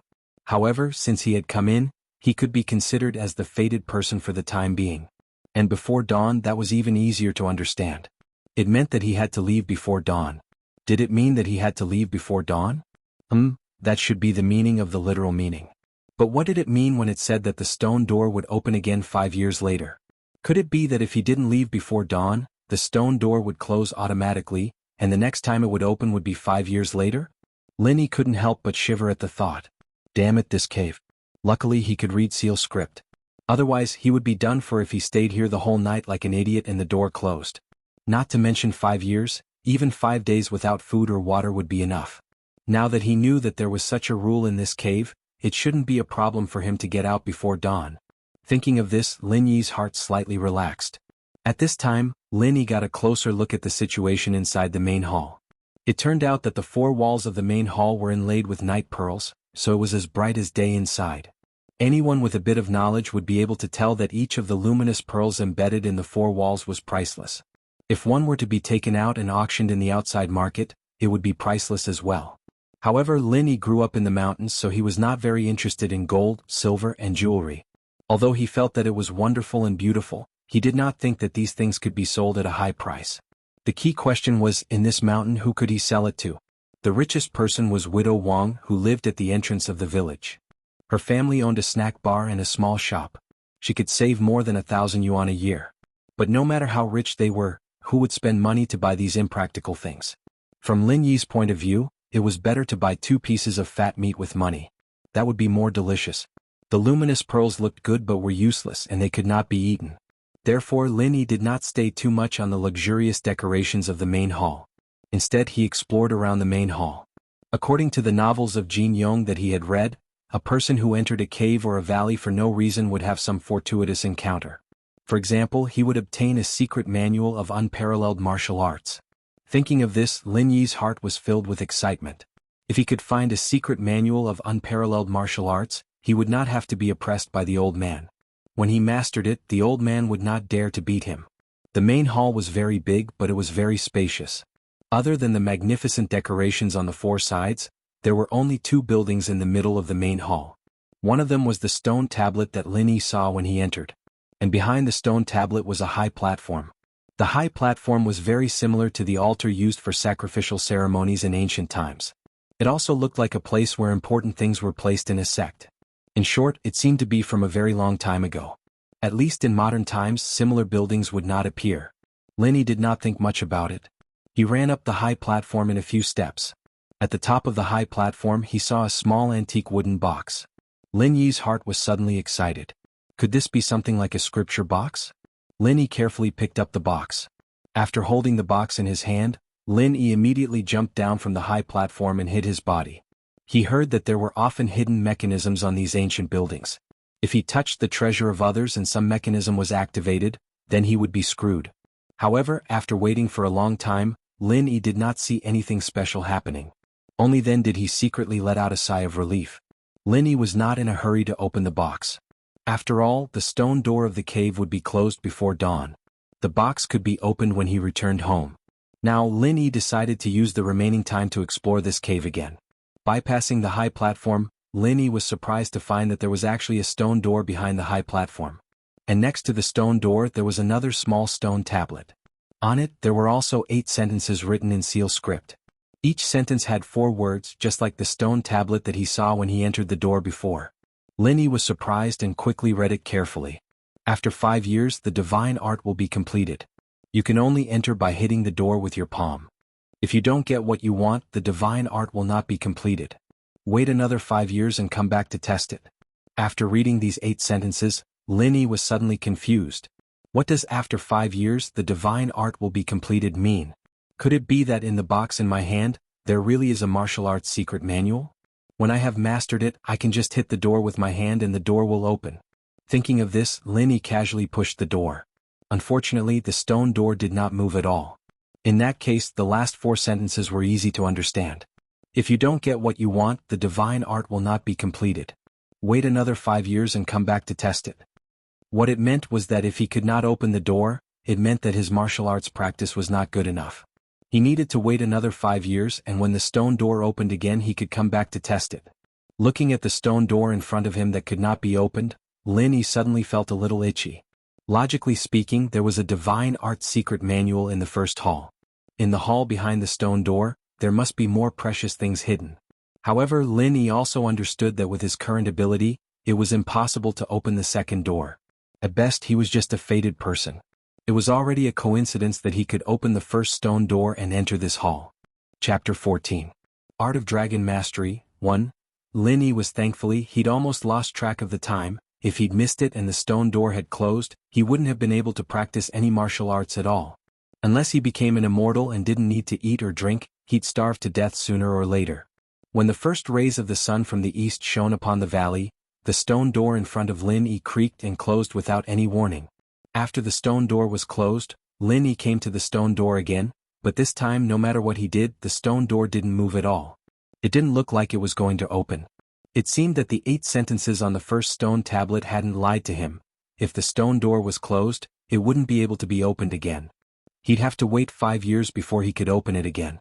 While Lin Yi was a little disappointed, it was a good thing that he'd gotten his hands on the secret manual.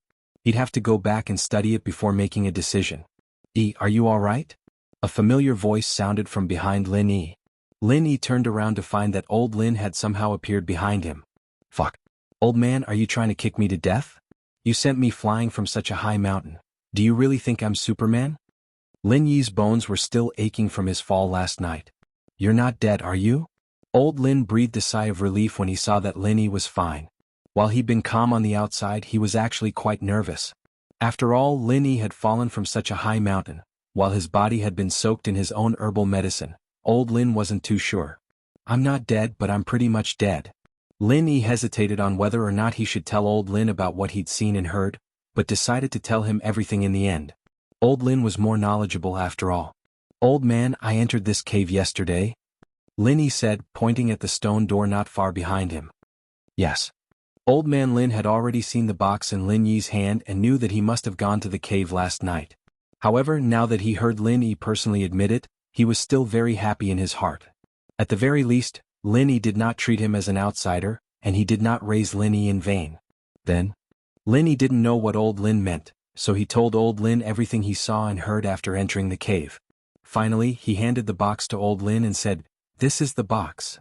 Keep it for yourself." Old Lin glanced at the box and said indifferently, "Aren't you going to take a look?"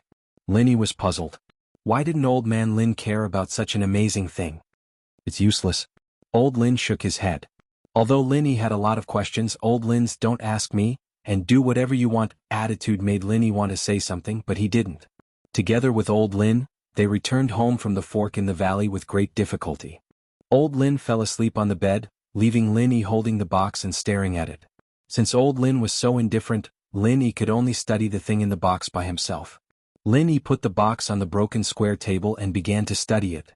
The small box was antique, just like the wooden boxes used to store imperial edicts or elixirs in the past. However, it was not locked. After Lin Yi opened the buckle on the box, the lid could be easily opened. Lin Yi's eyes widened, and his breathing began to quicken.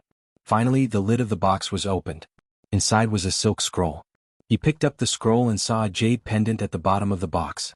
Lin Yi quickly picked it up and put it under the light to look at it carefully. The quality of the jade pendant was very good, but it was very strange. There was a totem-like pattern carved on it, and there were words that Lin Yi couldn't understand. It was definitely not seal script. This jade pendant was obviously not the same as the words on the scroll. This made Lin Yi feel a little strange. Logically speaking, whether it was in the cave or on the scroll, the words should be the same, but this jade pendant was very special. Later, Lin Yi also asked old Lin about the jade pendant, but old Lin didn't know what it was for. When old Lin saw the jade pendant, he showed a very surprised expression. This expression was even more surprised than when he saw Lin Yi take out a box from the cave. Later, Lin Yi could only rely on his own deduction to guess that this jade pendant was used for training, so he always wore it on his body. Lin Yi carefully opened the scroll, but he was slightly disappointed.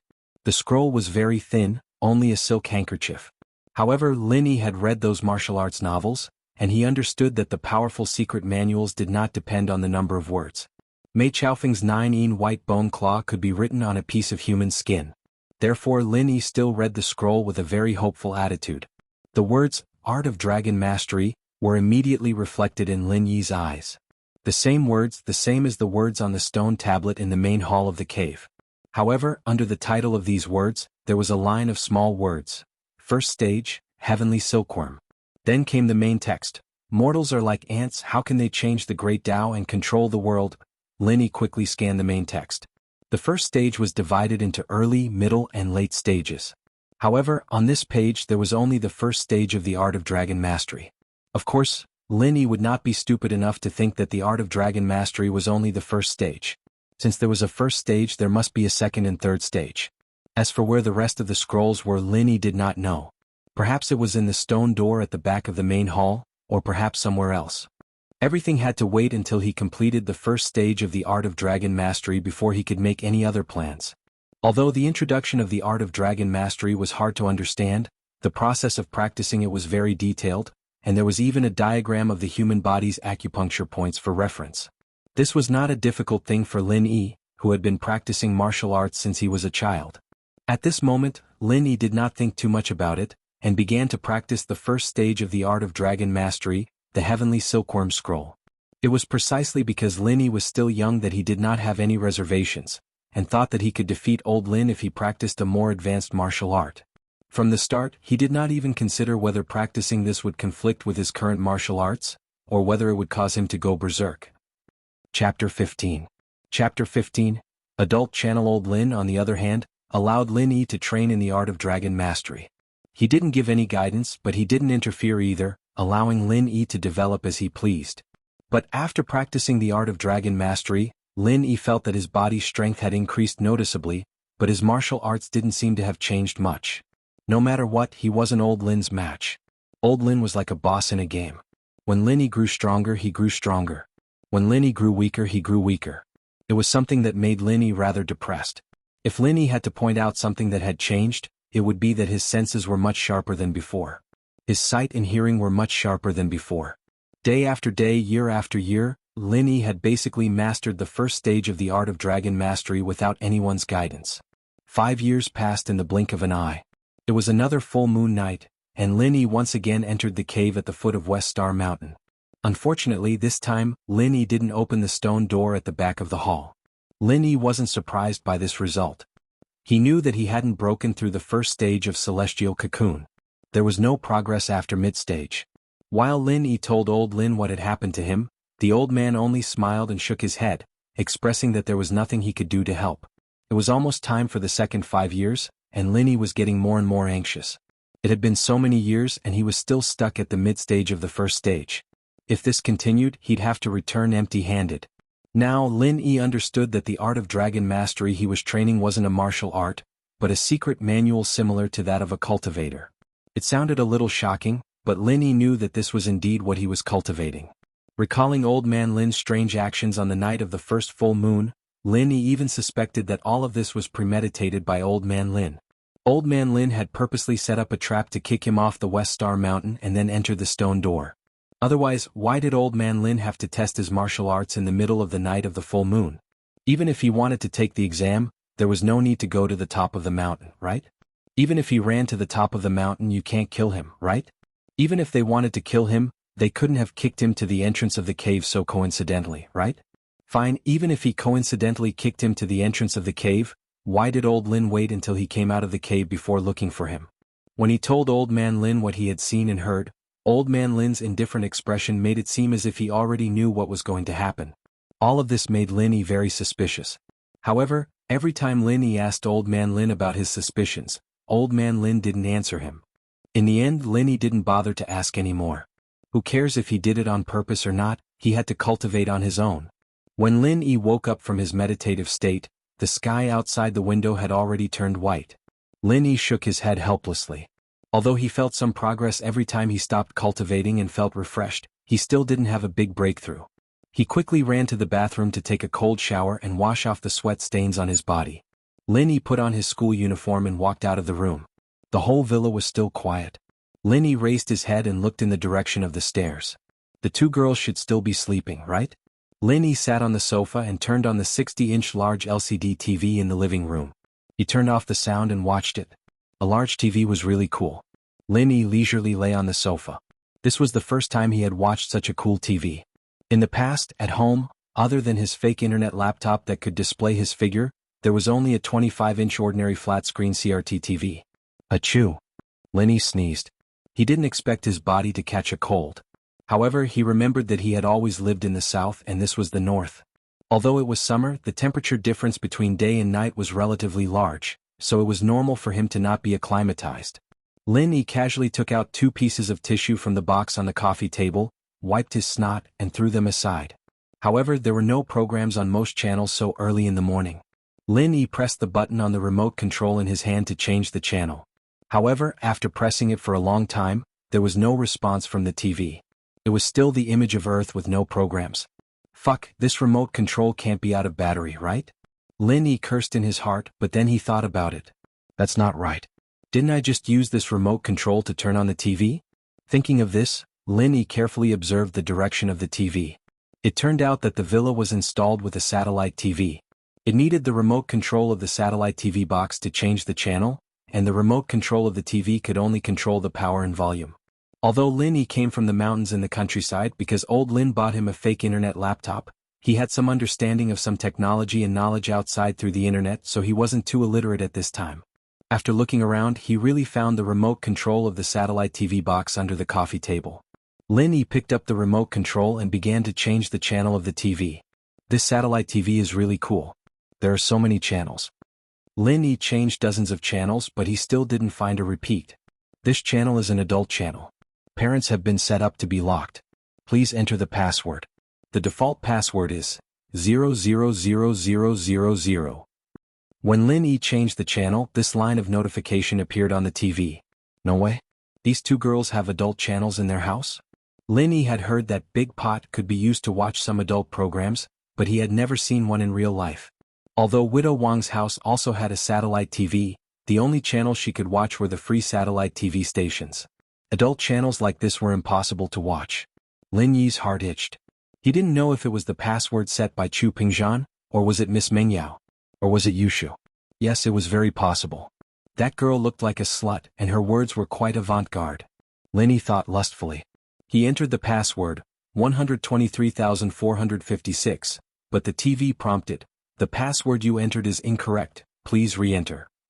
888888. Lin Yi keyed in another password and the TV prompted again, "Wrong password, please try again." Lin Yi scratched his head and entered 000000 this time. There was no password error this time, but it seemed to be stuck. He didn't know if it was trying to verify the password or if it was dead. Chapter 16. Caught in the act, it was a rather famous AV actress in Japan, Hamasaki something. Lin Yi couldn't remember her name, but she was a voluptuous, big-chested girl. Lin Yi had seen her videos before, and it had left a deep impression on him. What Lin Yi didn't expect was that the password was the initial password. It was written clearly on the TV, and yet he was still trying it out. This was the first time Lin Yi had watched an AV on such a big screen. He'd always done it on his 10-inch laptop before, and he couldn't see anything clearly. This time he could watch it however he wanted, and it was in high definition too. Lin Yi's blood surged and he almost ran to the TV to watch it. Yon, I'm so sleepy. Damn Yao Yao, you've been messing with me the whole night. I can't sleep now. Yushu's voice came from the second floor, followed by the sound of slippers coming down the stairs. Lin Yi's hearing was sharper and Yushu's voice was soft, but Lin Yi heard every single word. Lin Yi was startled. He'd be screwed if Yushu caught him watching an AV in the living room. Lin Yi was standing beside the TV, and it was too late for him to go back and get the remote. He could only turn off the TV. Then he stood on the edge of the window and pretended to look outside. Lin Yi couldn't help but curse his unluckiness inwardly. He'd gotten himself into an indirect kiss on the first day, and if Yushu were to catch him watching AVs in the living room today, he'd be kicked out for sure. Lin Yi wasn't too keen on being the Mrs. Study companion, but the pay was high, and he got to eat and drink well every day. It wasn't easy to find another job like this. The main problem was that he hadn't resigned on his own accord, but because the miss had kicked him out, and for this reason at that. He'd probably never be able to raise his head again if old Lin were to find out about this. Lin Yi sighed, blaming himself a little. Why did he have to try out the initial password for no reason? But it was Mingyao's fault. Didn't she know how to change the password? Yushu jumped in fright when she saw someone standing by the window. She almost screamed out loud, but luckily she reacted fast enough to cover her mouth when she remembered that Mengyao had just fallen asleep. What are you doing here so early in the morning? Yushu, too, realized that the person standing there was none other than Lin Yi, the one who'd caused Mengyao so much trouble for the entire night. I couldn't sleep, so I got up. Lin Yi felt guilty and looked a little embarrassed. Oh. Yushu didn't think much of it. She frowned. When you wake up, just stay in the room. You almost scared me to death. Yao Yao and I are used to it. It's hard to get used to having another person in the room. Okay.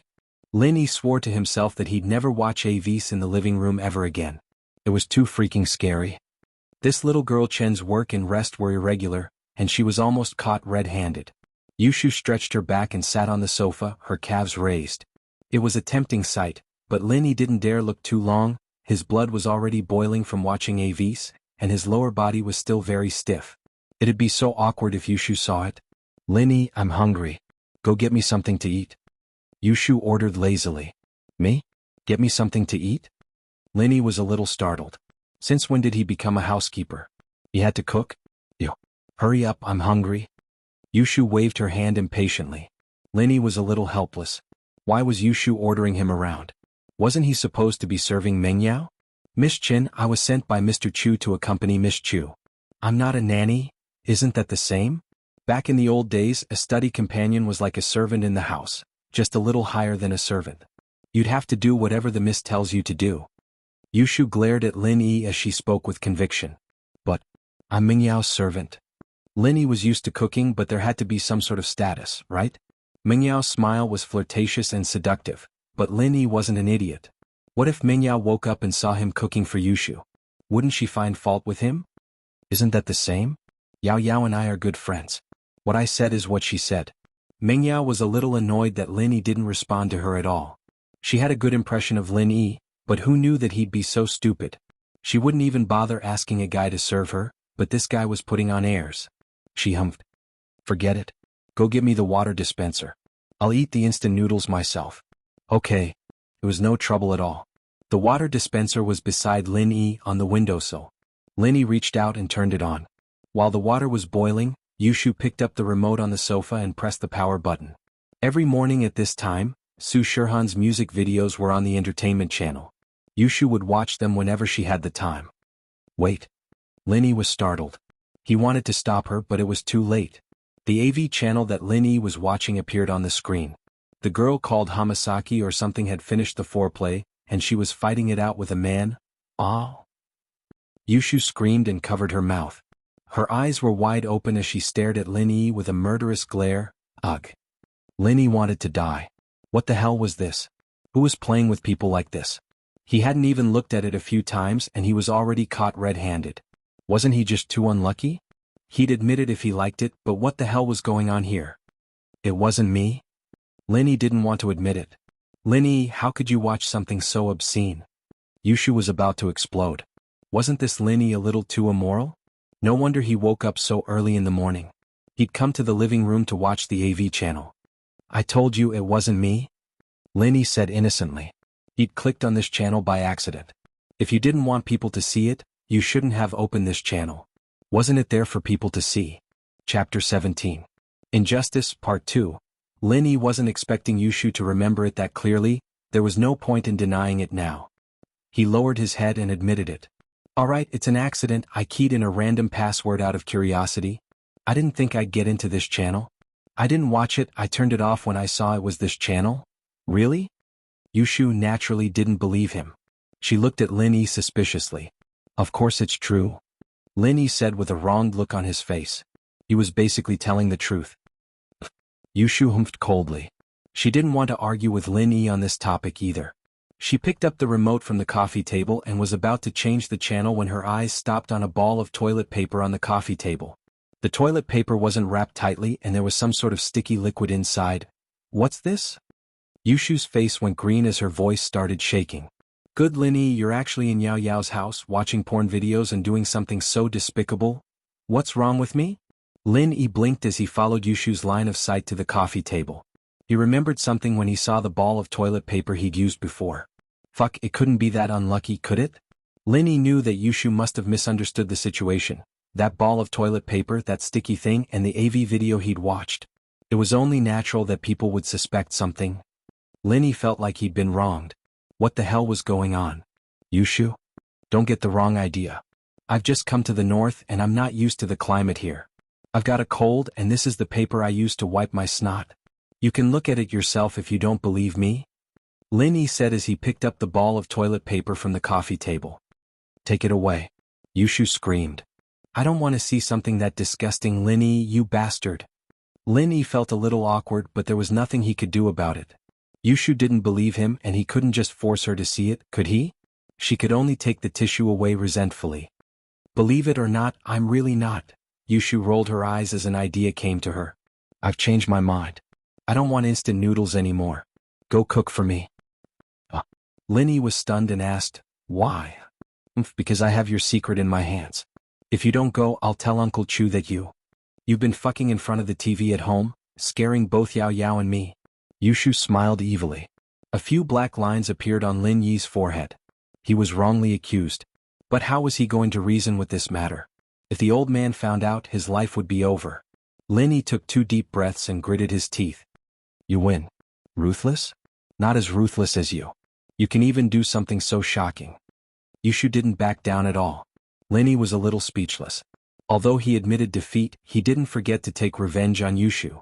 But, do you dare to eat the food made by my hands? Oh, no problem. The book said that it's all protein, and eating it will make you look good. Yushu said nonchalantly. Lin Yi was completely speechless this time. Yushu was much harder to deal with than Meng Yao. Meng Yao hated him at most, but this girl was thinking of ways to mess with him. However, what surprised Lin Yi was that Yushu seemed to be a different person now. She just said that it was disgusting and told him to take the tissue away, but now she said that she ate beauty food. What do you want to eat? Lin Yi asked. Anything is fine. I don't know what's in the kitchen. Go take a look. Yushu shifted her body into a more comfortable position, lying on the sofa seductively, her smooth calves peeking out of her pajamas. She was even swaying back and forth, causing some parts of Lin Yi's body to start reacting again. Okay. Lin Yi was afraid that Yushu would notice his embarrassment, so he walked towards the kitchen with his body bent. He hadn't even taken 2 steps when Yushu called out to him. Chill bro, what's wrong? Why do you have to learn? Yushu saw that Lin Yi was bending his body, but when she saw Lin Yi's lower body, she immediately understood what Lin Yi was doing. She blushed and turned her face away. So dirty. Lin Yi didn't bother explaining. Since he'd been discovered, he straightened up and walked towards the kitchen.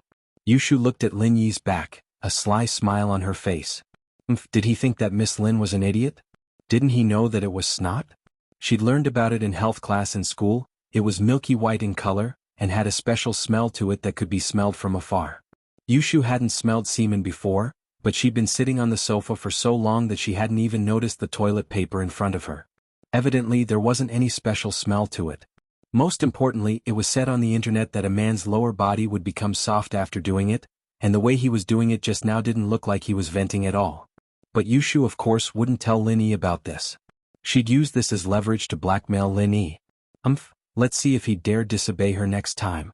Having a free follower was great. Yushu smelled the aroma coming from the kitchen, and felt that her decision had been a wise one.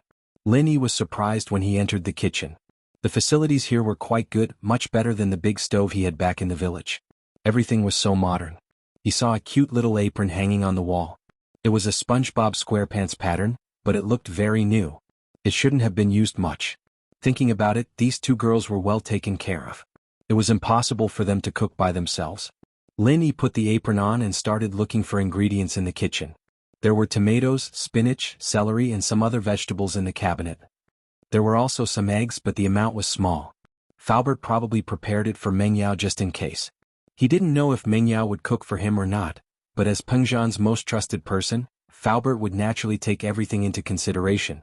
He looked at the staples. There was flour and rice. Lin Yi planned to make some noodles with the flour and make some plain noodles. He was hungry anyway. Chapter 18. Eat and you'll get used to it. Lin Yi got to work on the soup after he was done. In fact, it wasn't like a restaurant where one could boil a big pot of soup and store it for backup every day. Lin Yi's soup stock was a box of kalu soup broth he'd found in the cupboard, a concentrated type of soup stock. It was the first time Lin Yi had seen something like this, but it didn't look bad at all. The aroma wafted through the air as soon as it was put into the pot. Lin Yi stir-fried the vegetables in the soup, added the seasonings and added some water. It didn't take long for the soup to be ready. On the other hand, Lin Yi wasn't idling around too. He boiled a pot of water and put the ramen in. He flipped it open and scooped out the noodles, placing them into 2 bowls before pouring the broth over them. 2 bowls of fragrant Yangchun noodles were done. Strictly speaking, Lin Yi's Yangchun noodles weren't made according to the standard procedures, but it had a different flavor to it. His old man loved Lin Yi's noodles the most.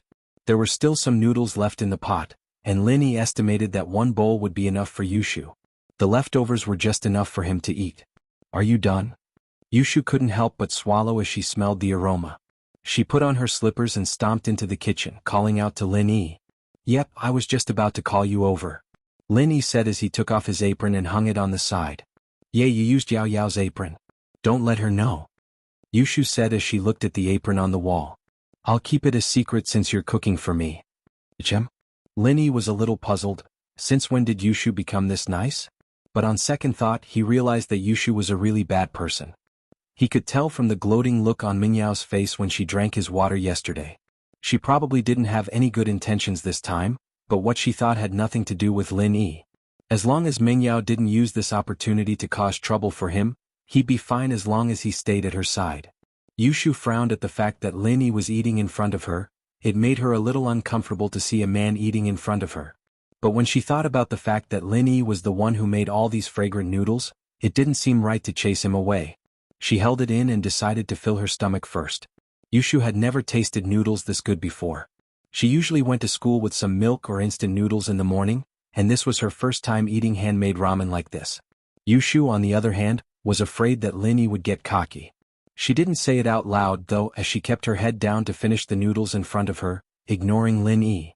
Lin Yi was even happier that Yushu wasn't paying attention to him. He'd been worried that the girl would find fault with him again.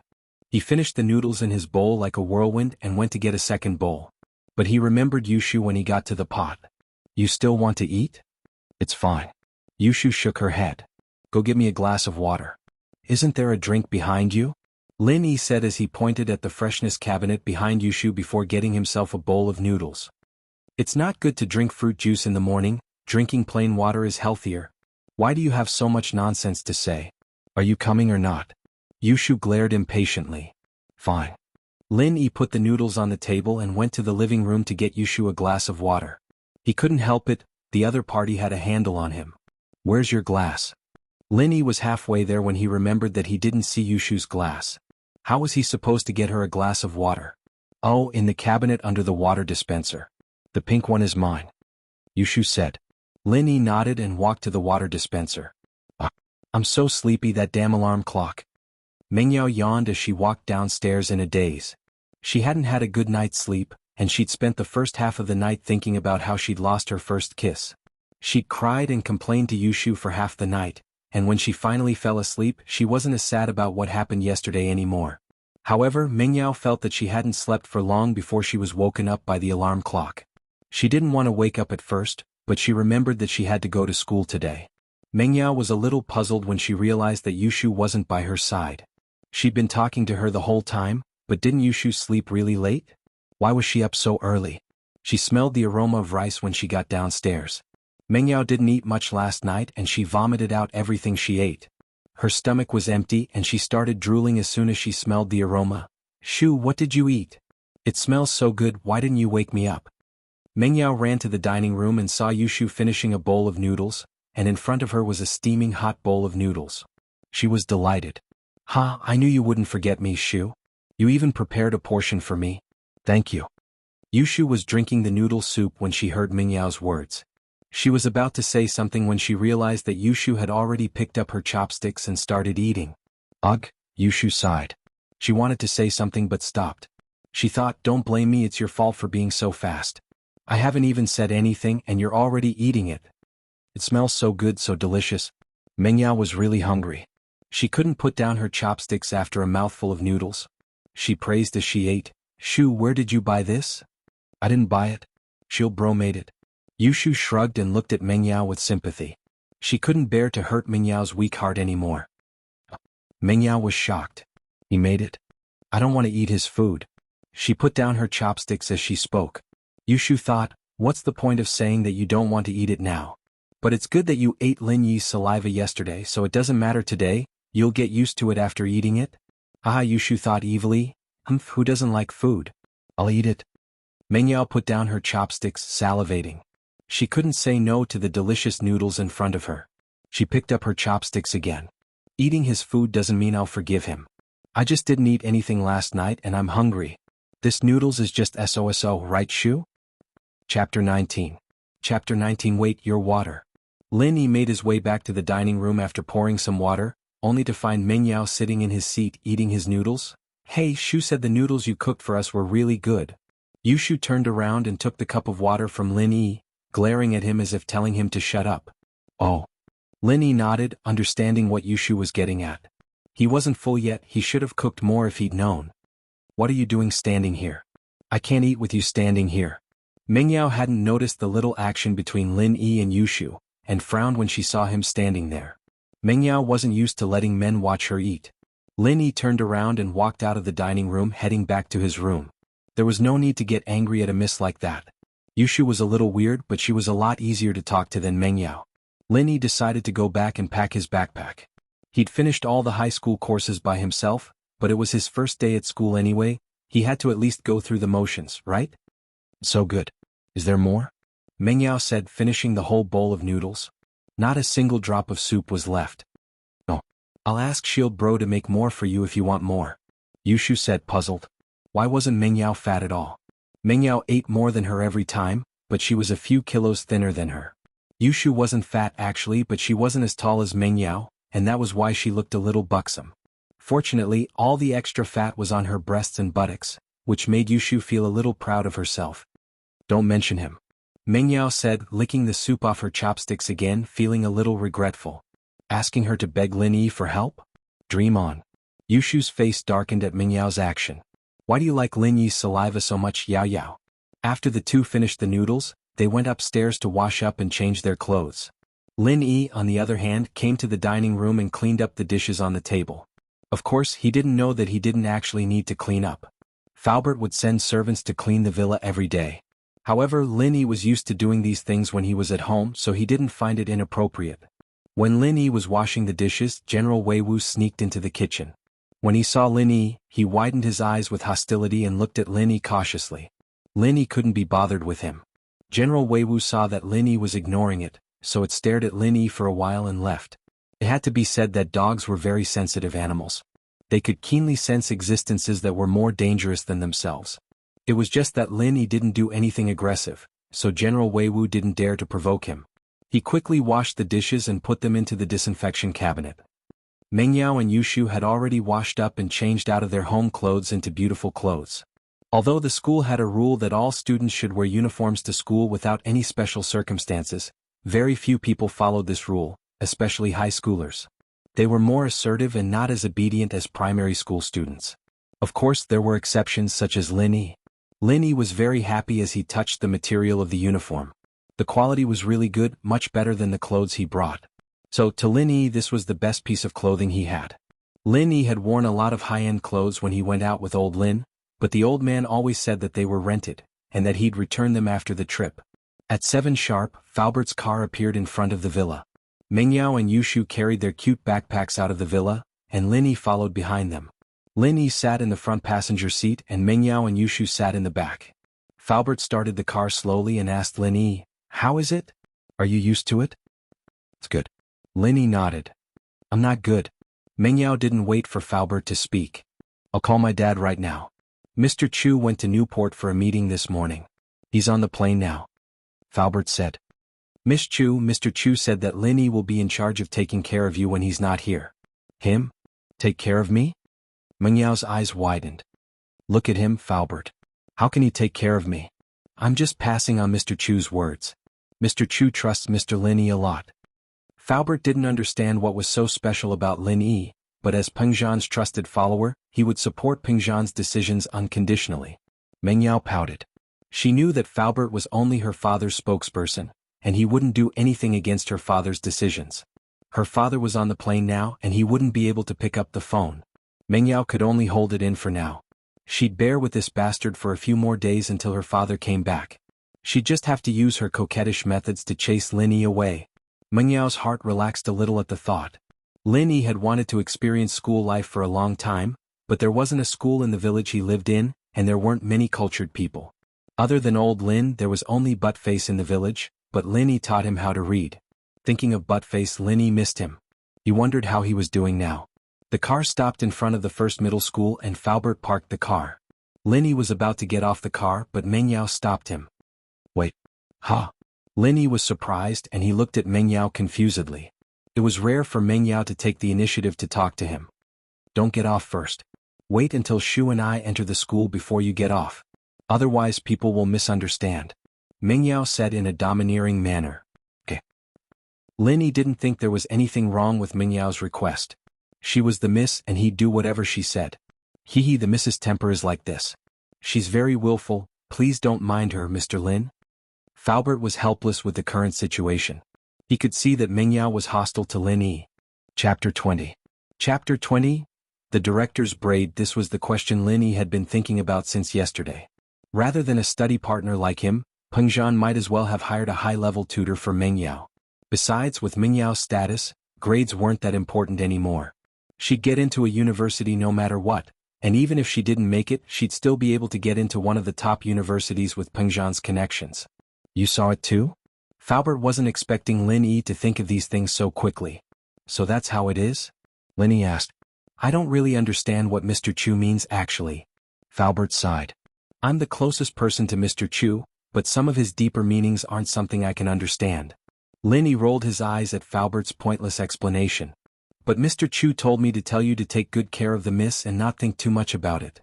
Falbert repeated Peng Zhan's words to Lin Yi. "Give her as much love as you can. She's been lacking love since she was young." Lin Yi was speechless. What the hell was this family doing? Lacking love? He could give her love? What kind of joke was this? Lin Yi hadn't seen Meng Yao yesterday, and he didn't like the idea of Peng Zhan looking for a son-in-law at all. But after seeing the young and pretty Meng Yao, he realized that it wasn't that bad after all. But would Meng Yao even fall for him? She'd hate him more than enough, wouldn't she? Still, Lin Yi didn't say much to Falbert. He only nodded and got out of the car. "Did you find out who that laborer was?" Pinliang asked with a frown as he rubbed his swollen butt. The man was the reason he hadn't been able to lie down and sleep the whole night.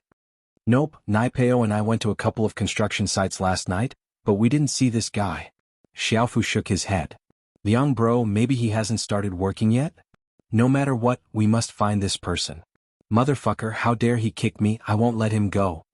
Zhong Pingliang said fiercely. "Yes, brother Liang," Gao Xiaofu hurriedly promised. Lin Yi carried his school bag and entered the school. This feeling was so good that it made Lin Yi feel infinitely good. This was campus life, the legendary birthplace of first love. Lin Yi's bag was one of those black bags the school gave him. It was very rustic and most of the students like Mengyao and Yushu had switched to their own beautiful bags.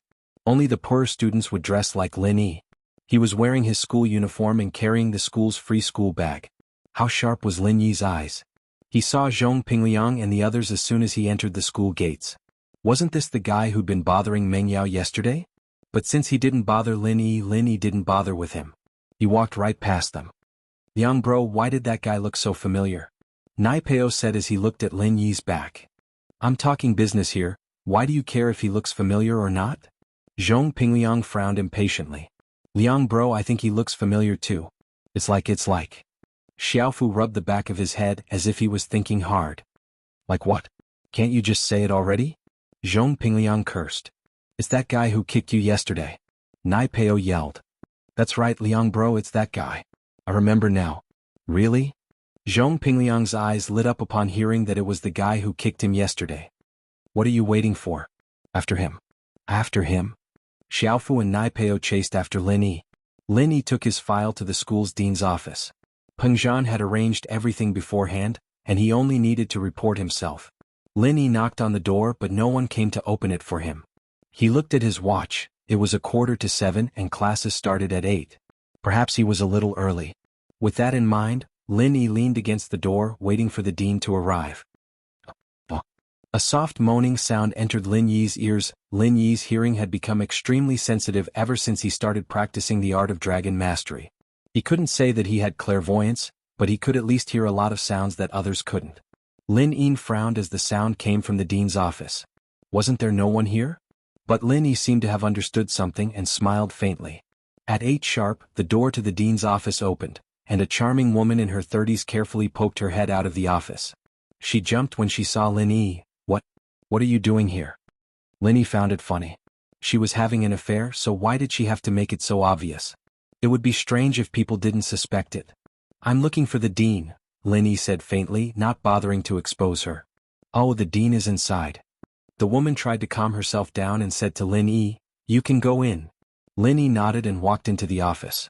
A balding middle-aged man was sitting at the desk, looking like an old scholar. Lin Yi found it funny. What do you want?"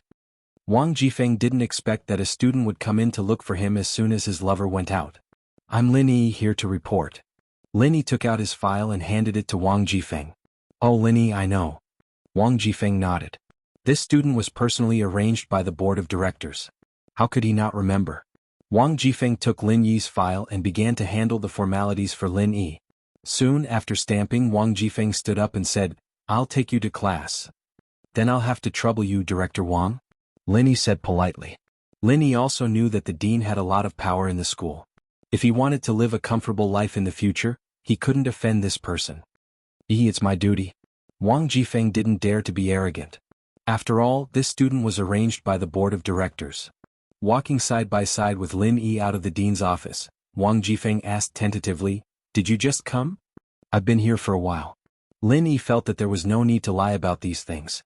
There were surveillance videos in the school corridors. If Wang Jifeng wanted to see it, he could go and see it directly. "Then you..." Wang Jifeng wanted to say something but stopped. He didn't know what to say. It was all his fault for being impulsive. He had to do that thing in the morning. Now he was caught by others. Chapter 21. A show of strength. Jifeng's eyes widened at Lin Yi's words. The kid must know something. Jifeng would have been relieved if Lin Yi had acted like he didn't know what was going on, but Lin Yi had said something like this. Jifeng could tell what was going on no matter how stupid he was.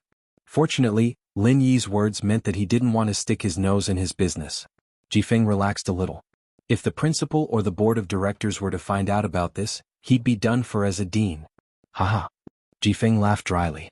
"Lin Yi, if you run into any trouble in school, feel free to look for me. Remember my phone number later." "Thank you, Mr. Wang." Lin Yi quickly put on a fearful expression as he thanked Jifeng. Lin Yi knew that his identity was a little special. He was here for Mengyao, and it was only natural that he'd do something out of line. He couldn't go to Pengzhan and Faubert for help every time something happened, so he might as well use this opportunity to build a good relationship with Jifeng. It seemed like he'd achieved his goal. As long as he didn't go overboard, Jifeng would be able to take care of it for him. Lin Yi followed Jifeng to Class 5's classroom. Jifeng pushed the door open and waved at the homeroom teacher. "This is the new transfer student, Lin Yi. Please arrange a seat for him." Pinliang's eyes widened when he saw Lin Yi. That's right, wasn't this the kid who kicked him yesterday? He, Gao Xiaofu and Nai Peo had been chasing after him for half a day, but they'd let him slip away. Who would have thought that he'd come knocking on his door again? "I'm Lin Yi. My name is Lin Yi as an elegant." After a brief self-introduction, the homeroom teacher arranged for him to sit at a single table at the back of the class. The homeroom teacher understood that Lin Yi had some sort of background, but it wasn't the right time to arrange seats at the start of the school year. The homeroom teacher couldn't do anything about it now, so he had to force Lin Yi to sit at the back for now. Lin Yi, however, wasn't too particular about his seat. He nodded happily and walked to the last row of the class. Mengyao's head was lowered as Lin Yi introduced himself, and Yushu, on the other hand, stared at Lin Yi like a curious baby. It gave Lin Yi the creeps.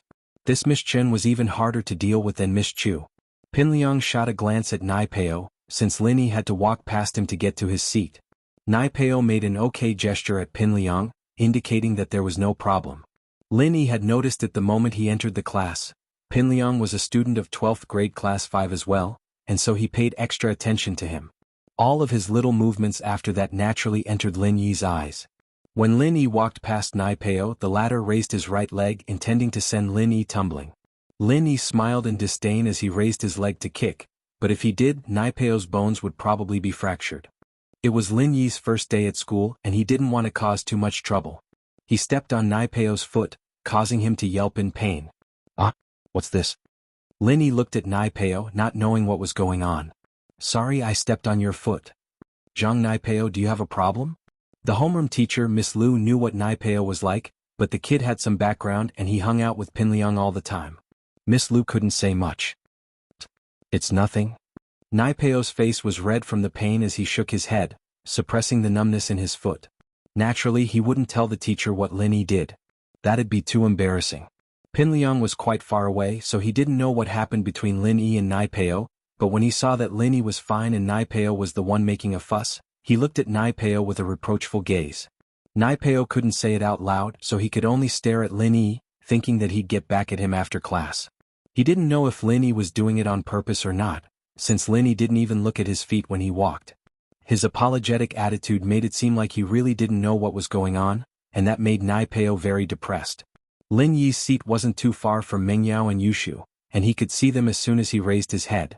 It wasn't a bad choice since he could keep an eye on the two at all times. After all, his main responsibility was to take care of Mengyao, and he was paid to do so. It was Lin Yi's first day at school. He'd never been to a classroom before, and he'd only seen the classroom, the school, and the students in the classroom from the internet. Lin Yi opened his bag and took out his physics textbook. The first class was physics, and Lin Yi had confirmed it with the timetable. Today is Lin Yi's first day at school. I hope that everyone can take care of the new classmate. Also, I don't want to see anyone bully the new students. He's already a 12th grader, and I don't want anyone to be unable to graduate because of this. Miss Lu still had to warn Pinliang and the others. Pinliang, in particular, was known as one of the big four in school, and bullying other students was nothing out of the ordinary for him. Of course, Pinliang didn't seem to care about the warning. Lin Yi was flipping through his book when a small ball of paper fell on his desk. Lin Yi froze. This Zhang Nai Peo couldn't be that bad, could he? Throwing a paper ball at him after getting stepped on?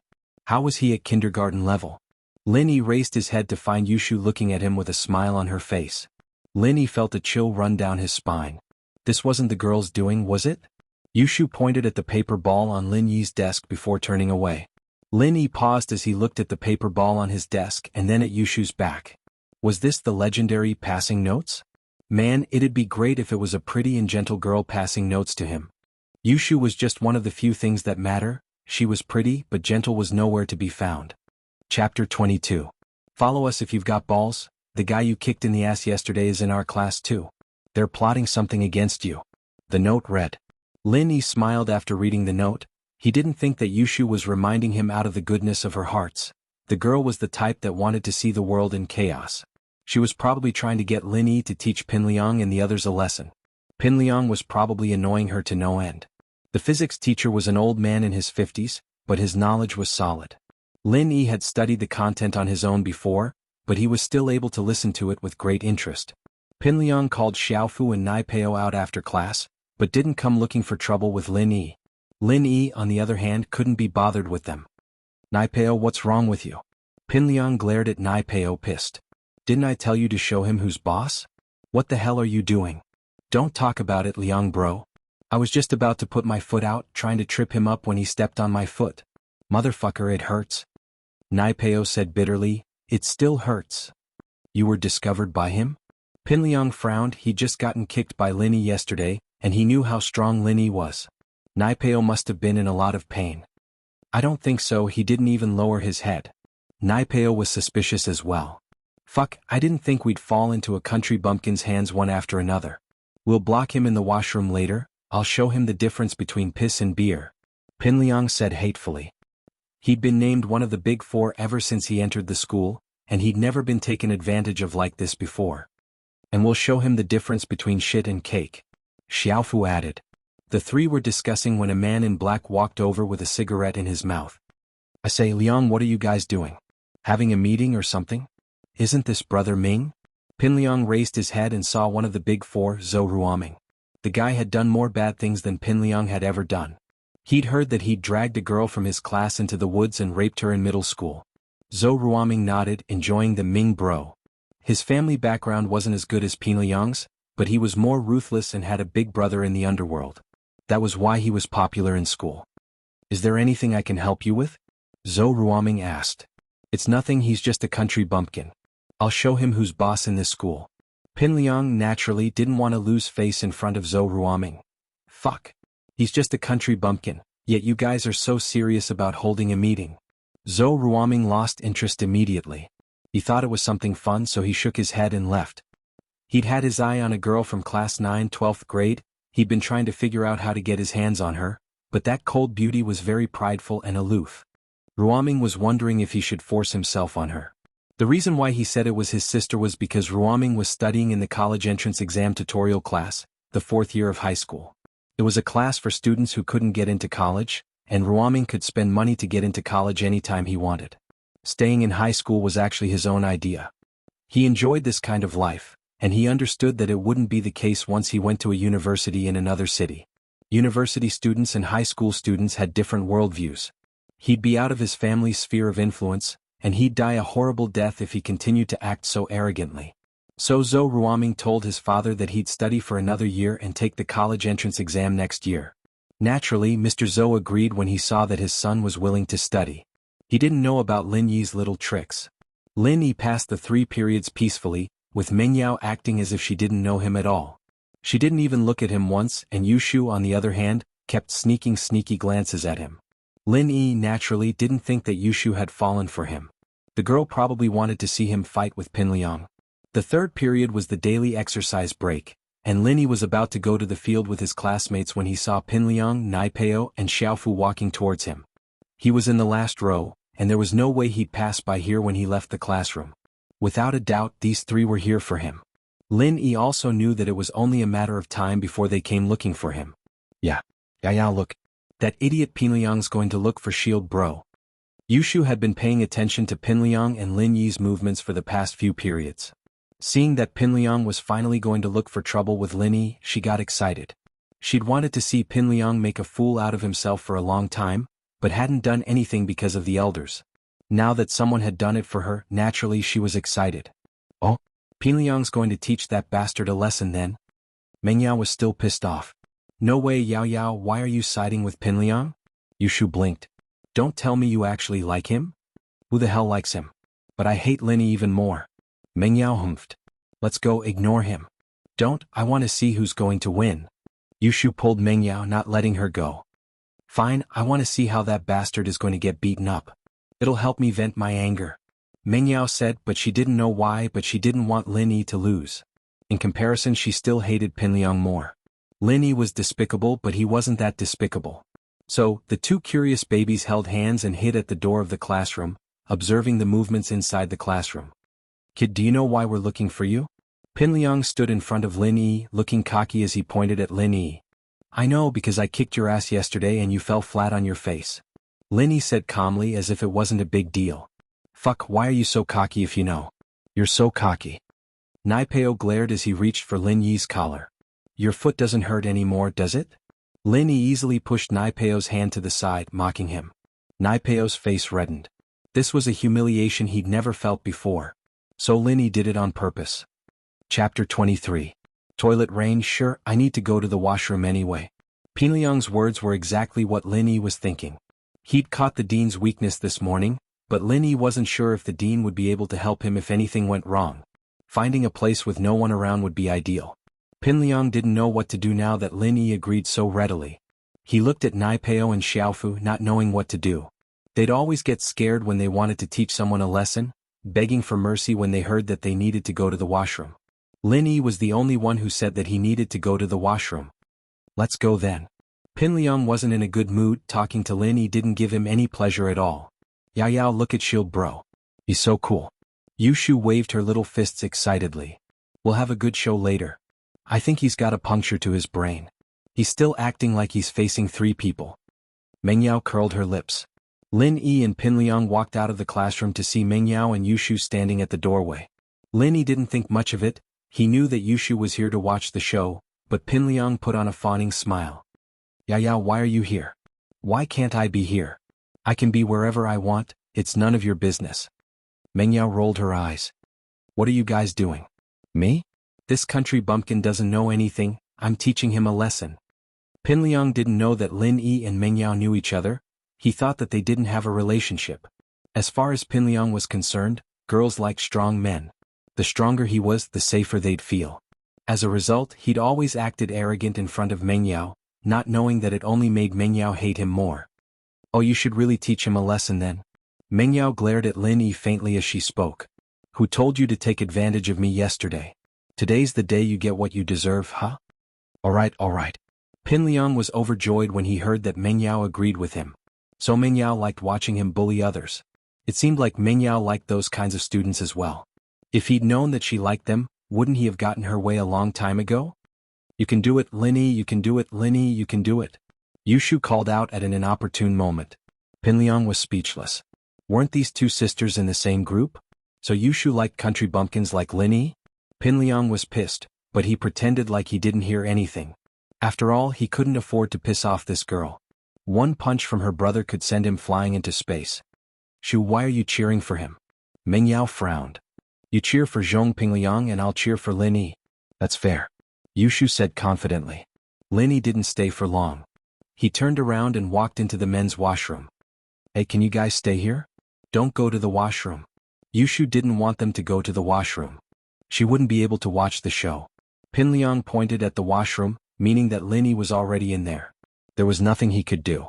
He wanted to do it in the school hallway. It might attract the dean's attention, but he'd do it if he could win the girl's heart. In fact, students like Pinliang were still afraid of the homeroom teacher and dean on the surface. After all, he was still a student. He wasn't as fearless as the hooligans in the real world. If the dean really did tell his father about his bad behavior, he wouldn't have a good time at home. But most of the time, the homeroom teacher and dean would turn a blind eye to young masters like him. They knew that they couldn't study, so they let them be as long as they didn't cause any trouble. Why don't you guys come in and watch? Pinliang said after some hesitation. That's the men's washroom. Yushu pointed at the big men word. Liang Yi, you're not asking us to make mistakes, are you? Pinliang didn't like being called Liang Yi, but he didn't do anything about it. He smiled. It's fine, everyone's in the exercise break. No one's going to the washroom at this time. We'll go in first. Pinliang was afraid that Lin Yi would run into the washroom and lock himself in, so he quickly ran into the washroom with Naipeo and Xiaofu. Yao, should we go in? Yushu didn't want to miss out on this exciting scene. She wanted to see Lin Yi beat up Pinliang. I don't think that's a good idea. Mengyao hesitated. After all, she'd never been to the men's washroom before. What's wrong with that? Didn't Pinliang say that no one's going to the washroom at this time? Yushu grabbed Mengyao's hand and ran towards the washroom. Man. Mengyao sighed, feeling that something wasn't right. She had a bad feeling about this. Lin Yi really did want to go to the washroom. He drank a big bowl of noodle soup in the morning, and spent most of his time familiarizing himself with the classroom. He didn't have time to go to the washroom. This washroom was quite high class with its own urinal. It wasn't like the latrines in the village. In fact, back in the village where Lin Yi lived, he could just go to the washroom anywhere. Lin Yi was peeing when he heard footsteps behind him. Lin Yi saw Pinliang, Naipeo and Xiaofu's silhouettes through the glass on the side. Fuck, this guy's really peeing here? Xiaofu's eyes were wide open. He couldn't help but sigh at Lin Yi's stupidity. Why did it seem like he wasn't afraid of anything? Leave it to me. Pinliang cackled as he ran towards Lin Yi. Lin Yi had kicked him in the butt yesterday and he was going to pay him back today. People who were peeing were most afraid of being disturbed by the outside world. If they were interrupted right now, they'd be scared out of their wits and in the worst case they'd get sick. One had to admit that Pinliang was quite a sinister person. He'd chosen this moment to kick Lin Yi. Not only would he be able to send Lin Yi flying into the urinal, but he'd also be able to scare Lin Yi out of his wits. Pinliang was so happy that his mouth was crooked. He tiptoed towards Lin Yi. Lin Yi had seen Pinliang's actions from the reflection of the glass window. He found it funny. When Pinliang was behind him, Lin Yi turned around abruptly, clenched his teeth, and sprayed a stream of urine at Pinliang. Ah! Pinliang panicked. His plan was ruined by Lin Yi in an instant. He quickly dodged to the back. But how could Pinliang compare to the speed at which he peed like a water gun? At the same time, Pinliang felt like it was raining on his face, wet from the spray. The worst part was that he'd opened his mouth wide when he screamed, and now he'd drunk a mouthful of Lin Yi's urine. Pinliang struggled to dodge, but his foot stepped on Lin Yi's urine. He slipped and fell flat on his back. Chapter 24. Impure. The two tiptoed their way to the men's washroom, hoping to see the fight between Lin Yi and Pinliang. They didn't expect to see Lin Yi shooting at Pinliang with a water gun the moment they peeked their heads out. Mengyao was going crazy. What the hell was going on? Didn't Pinliang say that no one was going to the washroom at this hour? What was Lin Yi doing then? Mengyao covered her eyes with her hands. Pervert! She cursed before running away. Yushu, on the other hand, screamed as well but didn't cover her eyes. She took a few more glances before running off with Mengyao, mumbling to herself as she ran. Men are just like what the books say. They can be big or small, but they can also be big or small. They looked so big this morning, but now they're so much smaller. So weird. Shu, what are you talking about? Mengyao heard Yushu talking to herself and asked, not understanding what she was saying. Nothing. Yushu blushed. She'd be so embarrassed if Mengyao had heard what she said. I can't take it anymore, I'm going to break down. Mengyao ran back to the classroom, panting heavily. How could he do that? How could he show such a disgusting thing in front of me? I'm done for, I'm impure now. Yushu curled her lips. Wouldn't she be a slut if she looked at him once? Wouldn't she be considered a slut if she looked at him twice? She wouldn't die if she looked, but Lin Yi was the unlucky one. Yushu tried to calm Mengyao down. Yao, that's the men's washroom, all right? We were the ones who peeked. Mengyao thought about it. She was right, peeing in the men's washroom wasn't a problem. But it wasn't right for her to peek. Mengyao frowned as she remembered something. Right, you're the one who dragged me there. Didn't Pinliang say that no one was going to the washroom at this hour? Yushu naturally pushed the blame onto Pinliang. Just. Mengyao sighed. She had no choice but to accept her bad luck. She'd never seen anything like that in her life, but there was nothing she could do about it. She'd drunk the drink Lin Yi had drunk from yesterday, and she couldn't blame anyone else. But no matter what, he was determined to kick Lin Yi out of the door. Her life had been pretty peaceful, but ever since this guy showed up, everything had changed. It had only been 2 days, but she was already no longer pure. Not only had she lost her first kiss, but she had also seen something that shouldn't be seen. If he was allowed to stay at home for 2 months, who knew what would happen? Mengyao had made up her mind. She talked to her father personally when he came back from his business trip. Even if she had to compensate this bastard for the termination fee, she couldn't let him stay by her side. It was too dangerous. Pinliang's scream didn't affect Lin Yi at all, but Mengyao and Yushu's screams, on the other hand, gave Lin Yi a huge fright. What the hell were these two girls doing in the men's washroom? Lin Yi frowned at the thought. They were screaming when he went to the washroom? They didn't look like a peeping Tom at all. Peeping was important. If you scared the person you were peeping on, then it wouldn't be called peeping anymore. Lin Yi pulled up his pants and walked to the door. Don't go. Naipeo and Xiaofu blocked Lin Yi's way. Your boss is already like that, I'd advise you guys to get him a change of clothes. He'll lose all his face when the students come back from their exercise break. Lin Yi said with a wry smile as he looked at the moaning Pinliang in the river of urine. Pinliang's butt was already swollen, and now that he'd fallen flat on his back, the force landed on his butt. It was so painful that he couldn't even stand up. Xiaofu was in a difficult position. Lin Yi's words made sense after all. Reputation was more important than anything else in this school, and if someone were to see Pin Liang come out of the toilet covered in piss, he'd become a laughingstock for the rest of his life. This isn't over yet. Nai Peo thought that now wasn't the time to mess with Lin Yi. He'd have plenty of chances to deal with him in the future. Just you wait. Whatever. Lin Yi shrugged nonchalantly as he walked out of the washroom. What the hell are you two doing? Hurry up and help me up. Pin Liang didn't think much of it at first, but Lin Yi's words scared him. He couldn't afford to lose face like this. Liang bro, you're... Nai Peo looked at the wet Pin Liang, feeling disgusted. It wasn't water, it was urine. Asking him to help Pin Liang up was the same as getting a handful of urine. Xiaofu had the same thought as well. He reached out his hand a few times only to stop there. What, you think it's dirty? Pin Liang frowned as he reached out his hand, a little pissed off. He grabbed both Nai Peo and Xiaofu, and the two of them were covered in urine. They had no choice but to help Pin Liang up with a bitter smile on their faces. But going back to class wasn't an option now, so they'd have to find a place to take a shower and get a change of clothes. The three of them left the school through the back door. Pin Liang was pissed off at the feeling of going for wool and coming home shorn. He swore to himself that he'd teach this country bumpkin a lesson he'd never forget. Not for anything else but for exposing his dick in front of Meng Yao. That was something he couldn't allow. It was like his woman being humiliated by another man. Meng Yao wasn't his woman yet, but Pin Liang believed that day wouldn't be too far away. With his family background and his strength, Meng Yao would definitely fall for him. Pin Liang felt a little better at the thought. The exercise break wasn't over yet when Lin Yi returned to class. Back in the mountains, Lin Yi heard of the term exercise break for the first time. His first reaction was that it couldn't be, right? As expected of a big city. Did all the students in the school do that kind of thing in between classes? Moreover, the school had also set up exercise break time justifiably. But Lin Yi realized later that he'd misunderstood. The so-called exercise break was just gymnastics in the field between classes. It was obvious that Lin Yi didn't have the simplicity of the people from the mountains. Instead, he was more erotic. Chapter 25. Worst friend Yao Yao, look, I won. Yushu said to Meng Yao as soon as she saw Lin Yi. What do you mean you won? Meng Yao asked, confused. I bet Lin Yi would win. Yushu said, blushing as she looked at Lin Yi. She was bolder than Meng Yao, but she couldn't help but blush at the thought of what she'd just seen. Meng Yao didn't say anything, evidently still in shock. I didn't win, they just went to change their clothes. Lin Yi said before returning to his seat. He felt a little embarrassed today letting the two girls see his dick.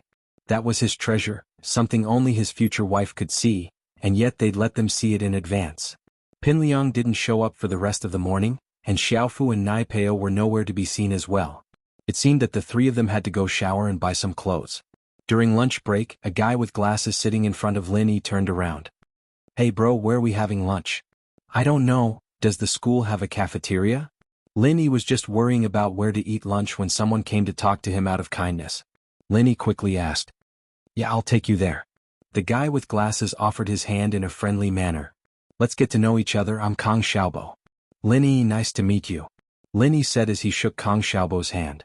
Meng Yao and Yushu were nowhere to be seen after class, but Lin Yi didn't have to worry about them, no one could hurt them in school. The two walked out of the classroom shoulder to shoulder. Kang Xiaobo was quite the talker. Bro, which school were you from? I'm from the mountains. Lin Yi didn't hide his past at all. I don't think I've gone to school officially. It's very poor there and there aren't any proper schools. Ah, then your results must be very good. Kang Xiaobo looked at Lin Yi in surprise. One should know that there were only two kinds of students who could enter number 1 middle school. One was those who entered with high prices, and the other were those who entered with high scores. Needless to say, as long as they were willing to spend money, the school would definitely accept them. There were also a few types of students who entered with high scores. The most outstanding one was the one who was exempted from tuition and fees and had a scholarship of 1,000 yuan every month. Since Lin Yi said that his hometown was very poor and didn't even have a proper school, then it must be a very poor and backward place. Looking at Lin Yi's attire and tone, it didn't seem like he had a powerful background. It was even more impossible for him to have spent money to get in. The only possibility left was that he got in based on his results. Just so. Lin Yi said with a wry smile. He couldn't explain too much about his identity, so he just let Kang Xiaobo think whatever he wanted. Ha brother, you are too humble. Kang Xiaobo also got in to know. One middle school, and in his heart he looked down on students like Pinliang who spent money to pass time. Seeing that Lin Yi also got in based on his results, he had a good impression of him. The two walked to the cafeteria together. Along the way there were young and beautiful girls everywhere, dazzling Lin Yi's eyes. "Brother, I didn't know you like this." Kang Xiaobo saw Lin Yi's gaze sweeping around and he smiled slyly. He whispered, "But let me tell you, there are only a few girls in our school that can be considered top quality." "What top quality?" Lin Yi asked stunned. Although he glanced at the girls in the school, he was mostly looking at the school's facilities and environment. "Hey brother, don't pretend to be pure." Kang Xiaobo patted Lin Yi's shoulder and said, "At our age it's normal to have thoughts about pretty girls. But you can look and fantasize about them, but if you really go after them I'm afraid you will only get rejected." Lin Yi heard Kang Xiaobo's words and smiled bitterly. So this guy was a wolf. He looked gentle and wore glasses, but it turned out that he was a man who was cold on the outside. Seeing that Lin Yi didn't say anything, Kang Xiaobo thought that Lin Yi wasn't convinced, so he continued, "I say brother, don't be upset. Actually, good grades aren't everything these days. Of course, this is also one of the reasons. Girls like handsome men, and the most important thing is that they have money in their pockets. Us don't even think about it." "Ah, this theory of yours is quite interesting." Lin Yi laughed, but in his heart he didn't think much of it. For girls like Mengyao and Yushu, money didn't mean anything to them. Otherwise, with Pinliang's family background, how could he not be able to get them? Of course, but just having a theory is useless. The top quality girls in our school have high standards. Kang Xiaobo shook his head. "What top quality? Who are they?" Lin Yi started to gossip after listening. He had nothing to do anyway, and since this Kang Xiaobo wanted to get close to him, it wouldn't be bad to have another friend in school. "Ah, I say brother, are you serious? Didn't you see? In our class there are two of them," Kang Xiaobo said proudly. Although the beauties had nothing to do with him, they were still in the same class. It was enough to make people jealous. Not for anything else, just for the eye candy. "You're not talking about Mengyao and Yushu, are you?" Lin Yi only knew the names of these two girls. He'd seen Mingyao's profile back then, and knew that she was the school beauty. Her best friend Yushu, on the other hand, was one in a million. "Fuck, no way bro, you've only been here for one morning and you already know their names?" Kang Xiaobo's mouth formed an O shape, and a shocked expression appeared on his face. Looking at Kang Xiaobo's expression, Lin Yi knew that he must have misunderstood, but Lin Yi couldn't explain his relationship with Mengyao. He had no choice but to accept the title of pervert. "You don't have to look like that. Actually, I'm sure that 80% of the boys in our class have their dream girls." Kang Xiaobo smiled and pushed up his faded gold-rimmed glasses. "But, the only one who dares to go after them is Zhong Pinliang. Zhong Pinliang's family is very rich, right?" Lin Yi knew that the grudge between him and Zhong Pinliang was already set in stone. As long as he was protecting Mengyao, the grudge would never be resolved, unless Zhong Pinliang gave up on Mengyao. So, Lin Yi planned to learn more about Zhong Pinliang from Kang Xiaobo. Chapter 26. Chapter 26. Commoner Lin Yi nodded. So he was an entertainment tycoon, someone who relied on nightclubs and karaoke to make a name for himself. He couldn't say all of them, but a lot of them had a shady background. But that was understandable. After all, there were all sorts of people who came looking for trouble. It was impossible to run a business without a strong background. Looks like his family's pretty big in the city. Lin Yi wasn't afraid of Pinliang at all. As far as he was concerned, mafia bosses and corporate CEOs weren't as scary as his old man. Old Lin would beat him to death if he pissed him off, and he wouldn't be able to defend himself at all. His family's nothing. Kang Xiaobo curled his lips in disdain. It was obvious that he didn't like Pinliang at all. If we're talking about money, Mingyao's family's the real deal. Pinliang's family only has a couple of entertainment businesses in the city, but House Chu's is the real deal. They have a lot of branches in the country. Lin Yi had a rough understanding of Pengzhan's power. If Pengzhan Industries was an aircraft carrier, then House Zhong's businesses were small boats. It was only natural that Mengyao didn't care about a nouveau riche like Pinliang. "Looks like you know a lot." Lin Yi smiled. Kang Xiaobo's face reddened as he said awkwardly, "How many boys in our school don't know about Mingyao's background? Yushu, on the other hand, is a little more mysterious." "How so?" Lin Yi was curious. Lin Yi had never met Yushu's family before, but he could tell that Yushu was picked up by Mingyao's family car every day, and even ate at Mingyao's house after school. It made Lin Yi feel like Yushu was borrowing Mingyao's fame, but Kang Xiaobo's words made it seem like that wasn't the case. "I heard that Yushu's grandfather was an elder during the liberation period, and her brother was a major general in the army. Back in the first year of high school, there was a boy who used his family background to chase after Yushu, so he tried some dirty tricks. Yushu's brother found out about it and beat the boy up, sending him to the hospital for half a year. The boy's family didn't even dare say a word and even went to the Chen house to apologize, Kang Xiaobo said mysteriously. From this, you can see how powerful Yushu's background is. Yushu, on the other hand, doesn't take the initiative to cause trouble. There are a lot of people who like her but they don't dare confess. Lin Yi thought to himself, this is called not causing trouble? She doesn't cause trouble but she always provokes me. Not only did she have a handle on him but she even saw that part of him. What the hell was going on? Just thinking about it gave him a headache. Lin Yi wasn't afraid that Yushu's brother would cause trouble for him. He knew Yushu's personality well, and the girl seemed to be a lot more open-minded than Meng Yao. She wouldn't harp on things like this, but Meng Yao? She probably hated him even more now, didn't she? Sometimes Lin Yi would rather be Yushu's study companion than Meng Yao. The miss was really hard to please. Lin Yi, you're not falling for them, are you? Kang Xiaobo patted Lin Yi's shoulder when he saw that Lin Yi wasn't saying anything. Lin Yi smiled bitterly, shaking his head. How could I?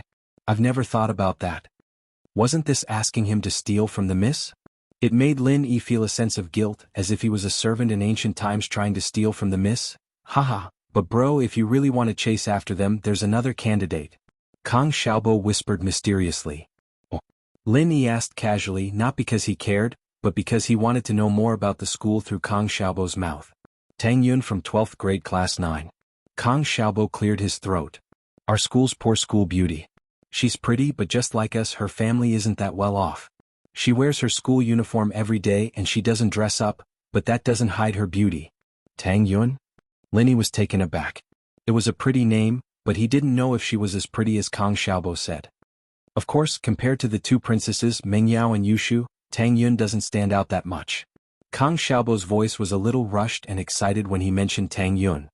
But compared to them, she's closer to us. In a school like No. 1 middle school, there were children of the rich and the poor. Unknowingly, they were divided into two factions. Some rich young masters gathered together and chased after beauties all day long, playing games with life. After graduation, they could use their money and family connections to get into their ideal university, or even study abroad. Poor kids, on the other hand, had to work hard every day to get into their ideal university. Most of the poor students were dismissive of the idle rich second generation, and these rich second generation would also be dismissive of the nerds who only knew how to study all day long. But this wasn't absolute. There were rich kids who studied hard and there were poor kids who fought in the underworld. But birds of a feather flocked together. Pingliang's lackeys were all from rich families and government officials, just like him. As a result, to Kang Xiaobo, chasing after Meng Yao and Yushu was just an unattainable dream. Tang Yun, the commoner school beauty, was the one they could reach out to. Lin Yi sighed as he looked at Kang Xiaobo's hopeful smile. The school wasn't as simple as he'd imagined it to be. It was full of interests and conflicts. You like her? Lin Yi smiled. It's nothing to be ashamed of. I can guarantee that most of the boys in this school have wet dreams of Tang Yun, Kang Xiaobo said with certainty. Bro, you'll know when you see her. Chase after the commoner school beauty? It was a tempting suggestion, but Lin Yi shook his head in the end. He was a study boy now. How could he leave the miss behind to find a boyfriend? Even if Pingzhan didn't say anything, old Lin wouldn't let him go just like that. One shouldn't be too much of a jerk. It was better to keep a low profile. Plus, the situation wasn't clear yet. He didn't know what Pingzhan was planning. He couldn't be thinking of using his job to steal the miss, could he? Now that he thought about it, it was quite possible. He wasn't related to the miss at all, so this was the only way he could give her love. What if he went after some commoner school beauty and Pengzhan found out? What if he was fired? Chapter 27. Third year afternoon, the school cafeteria was huge with 3 floors. The first floor was the general cafeteria, the kind that looked like a fast food restaurant. There were stalls selling all sorts of dishes around the cafeteria, and in the middle were rows of tables and chairs. The second floor, on the other hand, was a private room, suitable for rich students. Students who didn't come from rich families would come here for birthday parties as well. The food on the second floor was on a completely different level compared to the first floor after all. The third floor was the staff cafeteria. The food was similar to the students' cafeteria on the first floor, but with a more elegant ambience. Naturally, students weren't allowed to eat there. Lin Yi followed Kang Xiaobo into the cafeteria, and Kang Xiaobo pointed to an office on the right. Get a meal card there. I'll get one right away. Linny nodded. Pengzhan and Faubert hadn't given him a meal card or library card back then, but it was obvious that he could get one at any time in school as long as he showed his student ID. What? Are you looking down on me? Kang Xiaobo wasn't pleased that Linny was going to get a card. Today's the first day we've met and it's my turf. Of course it's my treat. Linny gave up on the idea of getting a card right away after hearing Kang Xiaobo's words. Alright, we'll get one after we eat. Alright, I'll go with you after we eat. Kang Xiaobo said happily as he led Lin Yi through the small windows of the cafeteria. There were quite a lot of dishes on display, including vegetables and meat as well as a few staples. There were also buns, dumplings, pies and the like. Lin Yi ordered some tomatoes and rice, while Kang Xiaobo ordered a plate of shredded pork and steamed buns, spending a total of 11 kuai. It wasn't much and it wasn't much at all. It was considered average spending. Lin Yi and Kang Xiaobo found a place to sit down and put the two dishes together so that they could take turns to eat. After sitting down, Lin Yi scanned the entire cafeteria. Yushu and Mingyao weren't here, evidently having gone to the second floor. What are you looking at? Are you looking at pretty girls? Kang Xiaobo smiled. Yushu and Mingyao are upstairs, they won't be eating with us, but if we're lucky we might be able to meet Tang Yun. Really? Lin Yi only cared about Mingyao's whereabouts, he didn't care whether Tang Yun would appear here or not. But Tang Yun's family doesn't seem to be doing well. Most of the time they only bring food. Kang Xiaobo sighed. Actually, with Tang Yun's status, just a word from her and there would be countless boys fighting to treat her to a meal. It's not impossible for her to eat in the second floor every day. Ambitious girls won't care about these things, Lin Yi said faintly. You're right, Tang Yun has never cared about these things. It's rare to find a girl like her, Kang Xiaobo agreed, but the more she is like this, the more boys will like her. This kind of girl who doesn't like to be greedy is exactly what we students like. Unfortunately, Tang Yun didn't appear even after lunch. Lin Yi didn't mind, but Kang Xiaobo felt slightly regretful. Many students were like Kang Xiaobo, coming here every day to eat, hoping to see Tang Yun. It had become a kind of expectation. Mingyao and Yushu, on the other hand, were walking down from the second floor arm in arm, attracting a lot of attention from the boys. But to most of the people here they were princesses high up in the sky, unreachable. Many boys didn't even dare to look at them directly. Lin Yi watched the two walk out of the school cafeteria and went to the management office with Kang Xiaobo. Lin Yi, you were staring at Yushu and Yushu just now, right? Kang Xiaobo asked. I was just looking. Lin Yi was a little embarrassed. You'll understand in a few days. They are not our princesses. Tang Yun is? Kang Xiaobo looked at Lin Yi sympathetically. But when he first entered the school, didn't he also have a crush on Yushu and Mingyao? But as he grew older he understood the difference between them. Everyone was equal, it was a beautiful fantasy. As long as one was slightly more mature, they would understand that there was never equality between people. Wine and meat went bad in the rich and there were frozen bones on the road. This wasn't a joke, it was a fact. Mingyao and Yushu on the other hand had a beautiful life. Their princess-like life wasn't something a normal boy like him could enter. So, although many people in the class knew that Mingyao didn't like Zhong Pingliang, they also knew that Zhong Pingliang was the only one in the class who had the right to pursue Mingyao. The card application process was quite smooth. After all, it was to give money to the school. Although the cafeteria manager said that it wasn't making money, no one would believe that. Lin Yi showed his student ID and deposited 200 kuai into the cafeteria, getting his food card with ease. On the way out, Kang Xiaobo complained, Bro, why did you save so much money? I'm eating, what's wrong? Lin Yi didn't understand.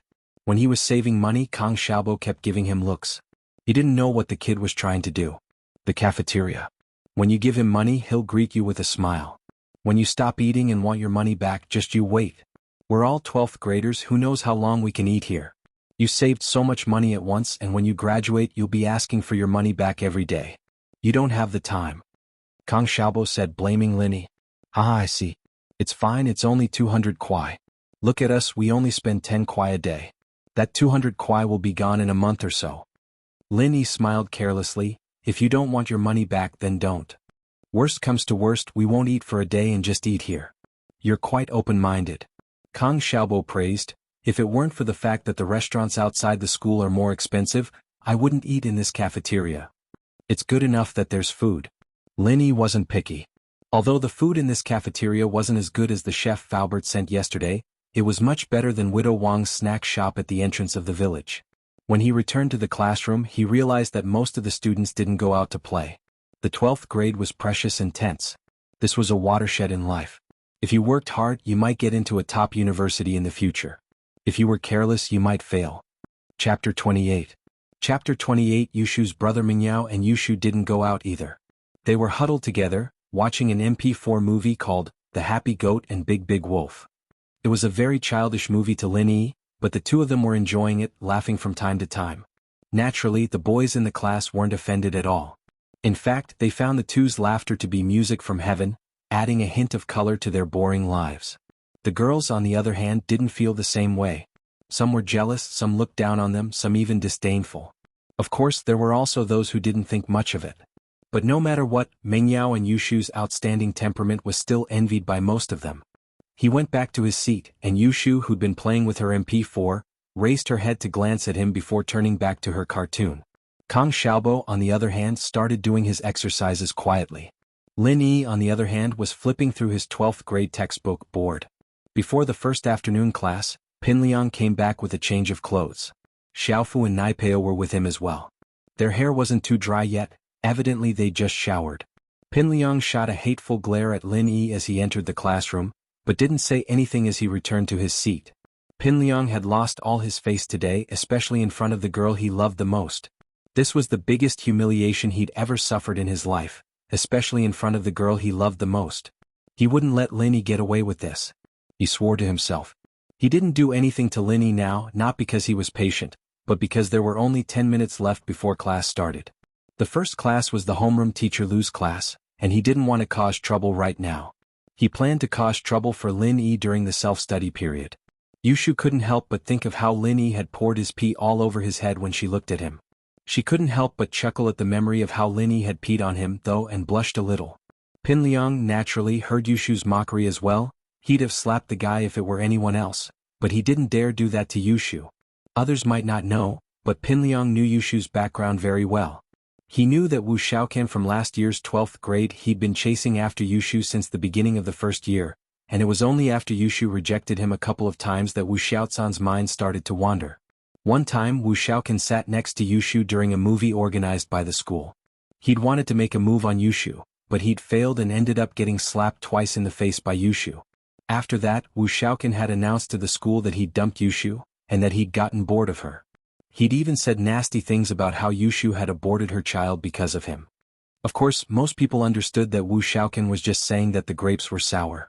They listened to his words for the time being but did not believe him.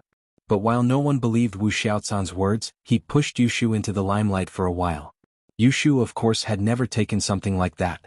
She'd argued with Wu Xiaokan, even slapped him a couple of times in front of everyone. Wu Xiaokan had told her to be careful after school, that he'd find someone to gang rape her. Yushu's brother, Qin Yuming, found out about it later. It was a winter afternoon. Pinliang couldn't forget that scene no matter how hard he tried.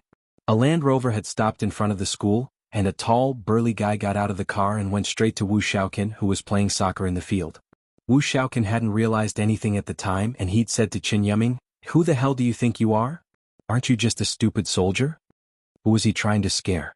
"Let me tell you, no matter how good you are at fighting, we're all here." Qin Yuming only said one sentence: "Go to the school radio station and apologize to Yushu, and we'll forget about it." Wu Xiaokan laughed, laughing wildly. He'd never heard such a ridiculous joke before, and his lackeys laughed along with him. Qin Yuming frowned and kicked Wu Xiaocan's lower abdomen, causing him to tumble. Then he raised his fist and smashed it on Wu Xiaocan's body. Immediately, the sound of bones breaking could be heard. Wu Xiaocan's lackeys were dumbfounded.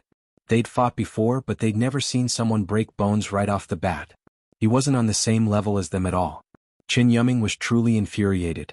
Yushu had been the apple of his eye since she was young, and he'd never let her suffer even a little. Not only did this Wu Xiaokan do something to his sister, he even spread rumors and insulted her, even threatening her. Qin Yuming couldn't take it anymore. At that time, Zhong Pingliang was also one of Wu Xiaocan's lackeys. He stood in the middle of the group and watched Wu Xiaokan howl like a pig being slaughtered. He was completely shocked. This miserable scene even caused him to be awakened by nightmares for the next few days.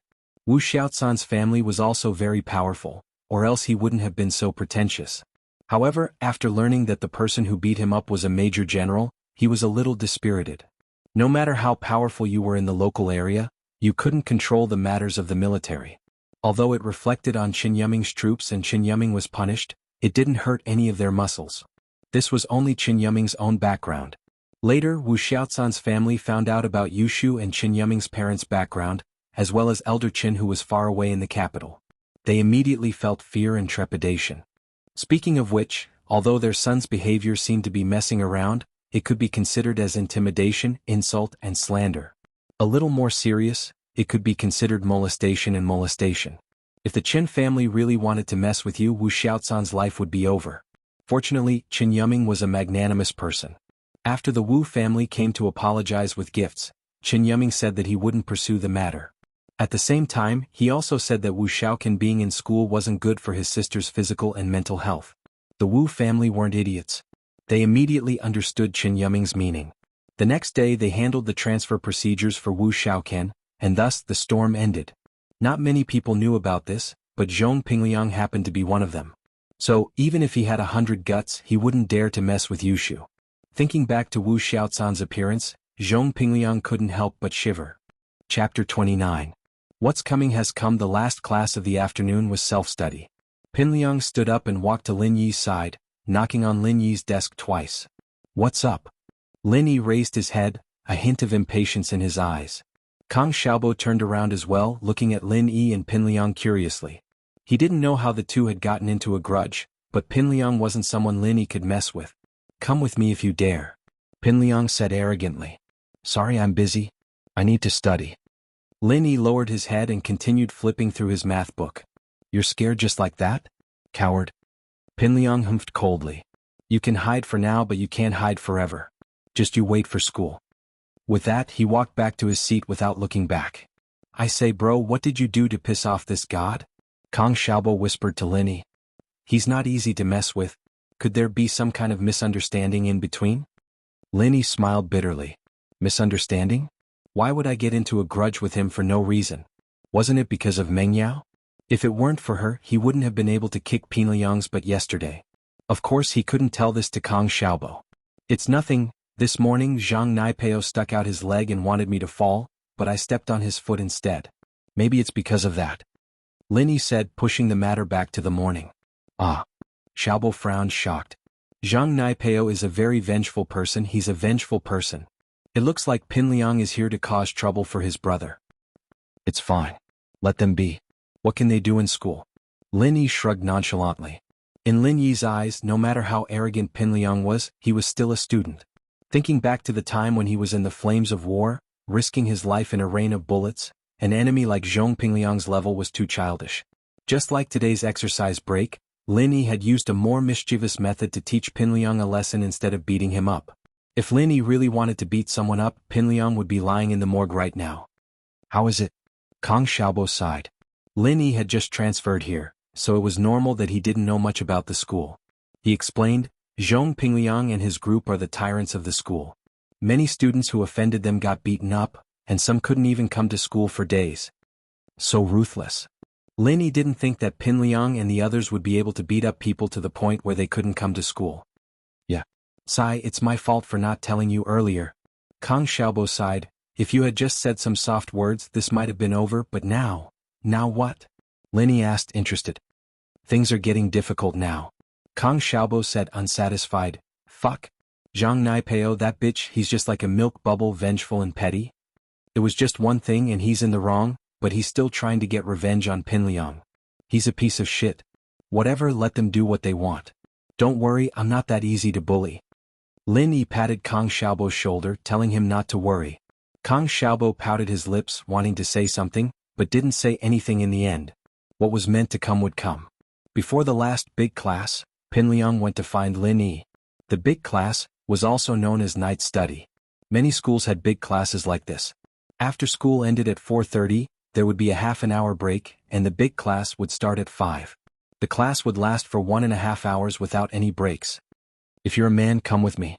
Pingliang's words were even more aggressive than last time. Last time he only said, you have balls. But this time he used, if you're a man. Lin Yi was a man naturally, but he wouldn't be angered by Pingliang's aggressive tone. But he understood that today's incident would come to an end sooner or later. He could tell that Pinliang was the type of person who wouldn't let go. Just as he said, you can hide now but you can't hide forever. Although there was no reason for Lin Yi to hide from him. It was enough to prove that Pinliang was someone who wouldn't stop until he reached his goal. Alright, I'll go with you. Lin Yi nodded and stood up. At this time, many people were still in the classroom. They had noticed Pinliang when he first came to find Lin Yi, so when he appeared in front of Lin Yi again, he naturally became the focus of the class. However, when Lin Yi agreed to go with Pinliang, the whole class went into an uproar. Many of them sighed at Lin Yi for not knowing the rules on his first day here. They didn't know how he'd pissed off the school tyrant Pinliang, but more than that, they sympathized with him. I'll go with you. Kang Xiaobo stood up suddenly as if he had made a big decision, as if he was a soldier going to the execution ground. Kang Xiaobo was struggling in his heart as well. Although it was his first day meeting Lin Yi, he felt like they were kindred spirits. Especially in the boring 12th year of high school, it was rare to have a friend he could talk to. Pinliang was very powerful in school, and Kang Xiaobo couldn't go against him at all. All he could do was stand aside and see if he could reduce the conflict. Fuck Kang Xiaobo, are you crazy? Stand up for him? Pinliang was furious when he saw his classmates standing up for a new transfer outsider. This was a provocation to his authority in the class. Kang Xiaobo was a little timid under Pinliang's aggressive gaze, but he didn't back down. He raised his head and said, Pinliang, Lin Yi is a new transfer. He doesn't know the rules, don't bother with him. You motherfucker, you're lecturing me? Who the hell do you think you are? Pinliang was furious. Didn't know the rules? How could he let it go so easily? He even pissed on himself. Pinliang was furious when he heard Kang Xiaobo's casual tone. Since you're so willing to stand up for him, you can come too. Fuck, I'm not Pinliang if I don't kill you today. Xiaobo's expression froze, his body trembling slightly.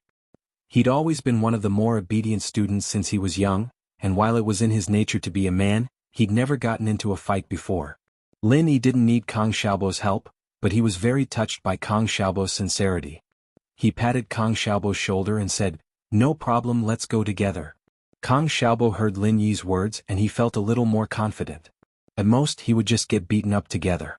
He puffed his chest out and followed Lin Yi to the class gate. Pinliang couldn't help but get pissed when he saw Xiaobo's face. A classmate of his was siding with an outsider. He had to teach this traitor a lesson. Chapter 30. Violence against violence. Yao Yao, Shield Bro and Pinliang are at the rooftop. Should we go check it out? Yushu couldn't hold back her curiosity any longer. I'm not going. Mengyao remembered the blushing scene from this morning the moment she heard Lin Yi's name. She frowned as she turned back to her English book. She still hadn't memorized the vocabulary for the day. Let's go. Yushu said, her heart itching. We don't have anything to do right now anyway. Go yourself if you want to, I'm not going. Mengyao humphed. Shu, have you fallen for that country bumpkin? Bullshit. Yushu's face reddened. Who would fall for him? I just want to watch the show. Then go yourself, I'm definitely not going. Mengyao said firmly. Let's go Yao Yao. He's your study companion after all. You have to look at the owner before you beat the dog. What if you hurt Lin Yi? You'd lose face. Yushu continued to persuade Mengyao, evidently unwilling to give up. Shu, why were you so annoying? Mengyao couldn't even focus on her book anymore. Alright, I'll go with you then. Hee. Let's go. Yushu grabbed Mingyao's hand excitedly, and the two ran towards the rooftop. Hope we don't miss out on the fun. On the rooftop, Pinliang, Naipeo and Xiaofu were all rubbing their palms together with smiles on their faces. Pinliang put a cigarette in his mouth, but Xiaofu was quick enough to light it up with a lighter. Pinliang took a long drag of his cigarette and blew the smoke at Lin Yi's face. You motherfucker, aren't you supposed to be strong? Why don't you take out your dick again? Pour it on me again? If it's because of what happened yesterday, then fine, I admit it was my fault. Lin Yi said calmly. But what happened today has nothing to do with me. Huh? Now you admit your mistake? Pinliang enjoyed the feeling of his opponent lowering his head, but he still said arrogantly, but it's too late. Also, what happened today has nothing to do with you. Are you stupid? You're still being stubborn at a time like this? There are so many empty urinals, what are you doing behind me? I don't think we need to line up, right? Lin Yi said seriously. Don't say that, it's useless even if you apologize. Xiaofu, teach him a lesson. Pinliang waved his hand at Xiaofu. I'm coming. Gao Xiaofu smiled evilly. He took out a stool leg from behind him and walked toward Lin Yi. Lin Yi felt a little apologetic for kicking Pinliang out of the blue yesterday. He'd wanted to find a chance to talk to Pinliang about it, but it seemed like there wasn't a need for that now. He'd have to use violence to deal with people like Pinliang. Look at you, kid. Who can't you piss off? You just had to piss off Liang, bro. You really don't want to live anymore. Xiaofu said as he raised the stool leg and smashed it at Lin Yi. Pinliang was smoking proudly on the side, feeling very satisfied. Who told you to piss off me? I'll change my surname if I don't beat your head up today. Pinliang seemed to be imagining the scene of Lin Yi's head splattering blood. He licked his lips in excitement. Smack. Xiaofu swung the stool leg, but Pinliang didn't see the scene of Lin Yi's blood splattering. Upon closer inspection, he realized that the stool leg was in Lin Yi's hand. Xiaofu frowned and pulled hard at the stool leg, but it wouldn't budge. He panicked and increased his strength. Xiaofu, what the hell are you doing? Pinliang, on the other hand, didn't know about Xiaofu's predicament. He asked as he watched him and Lin Yi tussle. Liang, bro, this kid's a bit strong. Xiaofu said. Nai Peo, you go together. Pinliang wasn't very happy. He didn't expect this kid to have some skills. Normal students would be scared witless the moment they stepped onto the rooftop. Lin Yi, watch out. Kang Xiaobo warned when he saw Lin Yi dealing with Xiaofu, and Nai Peo charging over with a mop stick. Lin Yi thought that these students were just trying to scare the other party, but he didn't expect them to use weapons like stool legs and mop sticks. It'd be a serious injury if it hit the head. Kang Xiaobo was afraid that Lin Yi wouldn't be able to handle it. He braced himself and went over to Nai Peo. Nai Peo didn't expect that Kang Xiaobo, who usually didn't say a word in class, would dare to go against him. He wasn't happy at all. And so he wasn't in a rush to attack Lin Yi. He wanted to take down Kang Xiaobo first. Lin Yi had a rough idea of what Xiaobo was capable of too. The way he'd faced the enemy didn't look like someone who got into fights often. The fact that he'd come to the balcony with Lin Yi out of brotherhood was something Lin Yi found very rare. Kang Xiaobo, on the other hand, was scared. He'd never been in a fight before and he didn't know what to do. He closed his eyes, waved his hands and charged forward. Nai Peo had never seen someone as stupid as Lin Yi before. Closing his eyes and charging forward? Wasn't that suicide? Nai Peo cackled as he raised the mop stick towards Kang Xiaobo. Lin Yi didn't dare be careless this time. If he didn't go all out, Kang Xiaobo would probably die here today. With that in mind, Lin Yi didn't hold back anymore. He pulled back his hand and pulled hard, causing Xiaofu to stumble.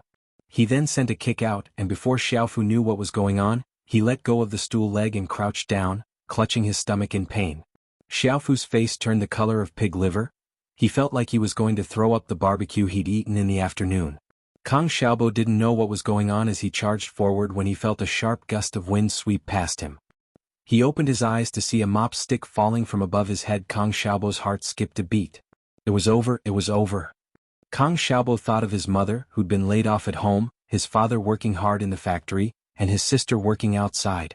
If he were to get hurt, what would he do to pay for the medical bills? Pack. A loud sound rang out and Kang Xiaobo felt the world spinning around him. It was all over. Arg. A sharp howl rang out, scaring Kang Xiaobo out of his stupor. He touched his head. It seemed like nothing had happened. He opened his eyes, puzzled, and saw Nai Peo clutching his head, twitching on the ground in pain. His forehead was covered in blood. Lin Yi didn't go too far with his punishment. He didn't go for the back of Nai Peo's head or temples, choosing the forehead instead. It was a tough spot and a stool leg wouldn't do much damage. At most, it would cause some blood and a slight concussion. Chapter 31. Chapter 31. Deep lesson. By the time Mingyao and Yushu got to the rooftop, Lin Yi had already taken care of Gao Xiaofu and Zhang Nai Peo. Yushu was a little disappointed as she looked at the two groaning figures on the ground. She'd missed out on something as spectacular as this despite her haste. Yao Yao, Lin Yi's pretty strong. Yushu said to Mingyao. What does that have to do with me?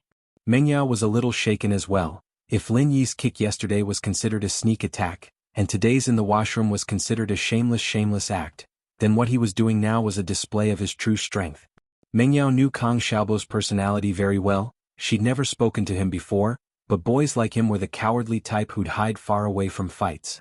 Lin Yi was the only one fighting alone now. He looked at Nai Peo and Xiaofu on the ground. Both of them were moaning as they clutched at a certain part of their body. This meant that Lin Yi had only used one move to take them down. He's more than qualified to be your shield. I'm sure that after what happened today, Lin Yi's name will be very famous in the school. Who'd dare come near you then? Yushu said with a smile. Mingyao humphed but didn't say anything.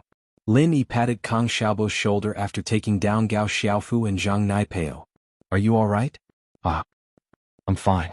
Xiaobo snapped out of his stupor. He didn't expect Lin Yi to be this strong, taking down two of Pinliang's generals in just 2 moves. He really was a master in disguise. Bro, you're amazing. Pinliang, I didn't want to do this but you forced my hand. I had no choice. Lin Yi walked up to Pinliang innocently. Pinliang naturally wasn't scared. Lin Yi was strong but he'd seen that it was just a trick. He'd kicked Gao Xiaofu when he wasn't paying attention, snatched the stool leg from his hands, and kicked it at Naipeo when he wasn't paying attention. As such, Pinliang didn't think that Lin Yi was that strong. He thought that he'd gotten lucky. Pinliang reached out, and a dagger appeared in his hand, calming him down a little. Lin Yi, don't say useless things. If I don't kill you today, I won't be able to live in this school anymore. With that, Pinliang pulled out his dagger and stabbed at Lin Yi. Lin Yi didn't think that Pinliang would go to such extreme. The kid didn't think about the consequences at all. If a murder happened in school, his family wouldn't be able to get away with it no matter how powerful they were. Lin Yi decided to teach him a lesson he wouldn't forget. If he wasn't the one standing here today, he'd be the one getting stabbed. When Pinliang's dagger came at him, Lin Yi grabbed his wrist. Pinliang was on the brink of insanity. He kept twisting his body after Lin Yi grabbed his wrist, trying to stab the dagger into Lin Yi's body as he screamed. Lin Yi, I'll fucking kill you. Yushu couldn't help but cover her mouth when Pinliang charged at her. She knew what Pinliang was capable of and she didn't know if Lin Yi could dodge the attack. She wanted to stop him but it was already too late. But when Lin Yi grabbed Pinliang's wrist, Yushu let out a sigh of relief. Mengyao, who was beside her, seemed to have let out a sigh of relief as well. Lin Yi increased the strength in his grip, and Pinliang felt as if his wrist was being clamped down by a pair of iron pincers. It was getting tighter and tighter and the pain made his entire arm tremble. He opened his palms subconsciously, and the dagger fell to the roof with a clatter. Lin Yi grabbed the shocked Pinliang by his hair and roughly dragged him to the edge of the roof. With a strong push, he pushed half of Pinliang's body off the roof. Ah! Pinliang screamed as he felt his body falling down, cold sweat forming on his forehead. For the first time in his life, the fear of death shrouded his heart. He didn't want to die. Pinliang only let out a sigh of relief when half of his body was hanging off the roof. His lower body wasn't thrown off the roof, but even so he could feel his entire body drenched in cold sweat. Lin Yi pushed Pinliang's legs forward again and Pinliang shuddered. He couldn't care less about his face anymore and started crying. Lin Yi, I'm wrong, let me go, don't throw me down, I'm wrong, I'm really wrong. Lin Yi didn't say anything as he pushed Pinliang's legs forward again. Lin Yi bro, I'm begging you, let me go. I won't do it again, I won't mess with you anymore. Pinliang's voice wasn't even normal, his body shaking non-stop. I kicked you yesterday, I admit it's my fault, Lin Yi said faintly. Lin bro, you were right, it's my fault, you can kick me if you want. Pinliang was scared out of his wits. I said it's my fault, I'm not a person who likes to bully others. Lin Yi's voice was cold as he let go of Pinliang's leg. Ah. Pinliang didn't expect Lin Yi to let go just like that and started screaming. He felt like his life had come to an end. But after screaming for a long time, Pinliang realized that he was still hanging in midair, and hadn't fallen. Pinliang felt a warm current between his legs and he peed his pants. Alright, you were wrong yesterday but I forgive you, it's fine. Pinliang didn't dare say anything else this time, and only dared to follow Lin Yi's instructions. I hope you remember what you said today. Lin Yi suddenly pulled Pinliang back from the rooftop and threw him on the ground. Pinliang felt like he'd just walked through the gates of hell, and his body was drenched as if it had just rained. It was a piece of cake for Lin Yi to kill Pinliang, but he knew that this was a school, not the war-torn North Africa. He couldn't kill Pinliang, at least not in a public place like this. Let's go. Lin Yi smiled at Kang Xiaobo. Fuck Lin Yi, aren't you a little too much?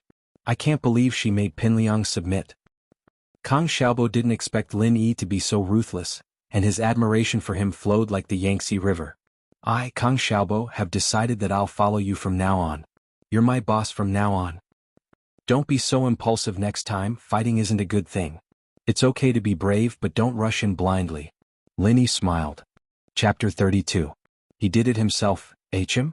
Lin Yi blinked, raising his head to look at the balcony's entrance. Who else could it be if not Mengyao and Yushu? Lin Yi, on the other hand, didn't think that Mengyao and Yushu would have a crush on him or whatsoever.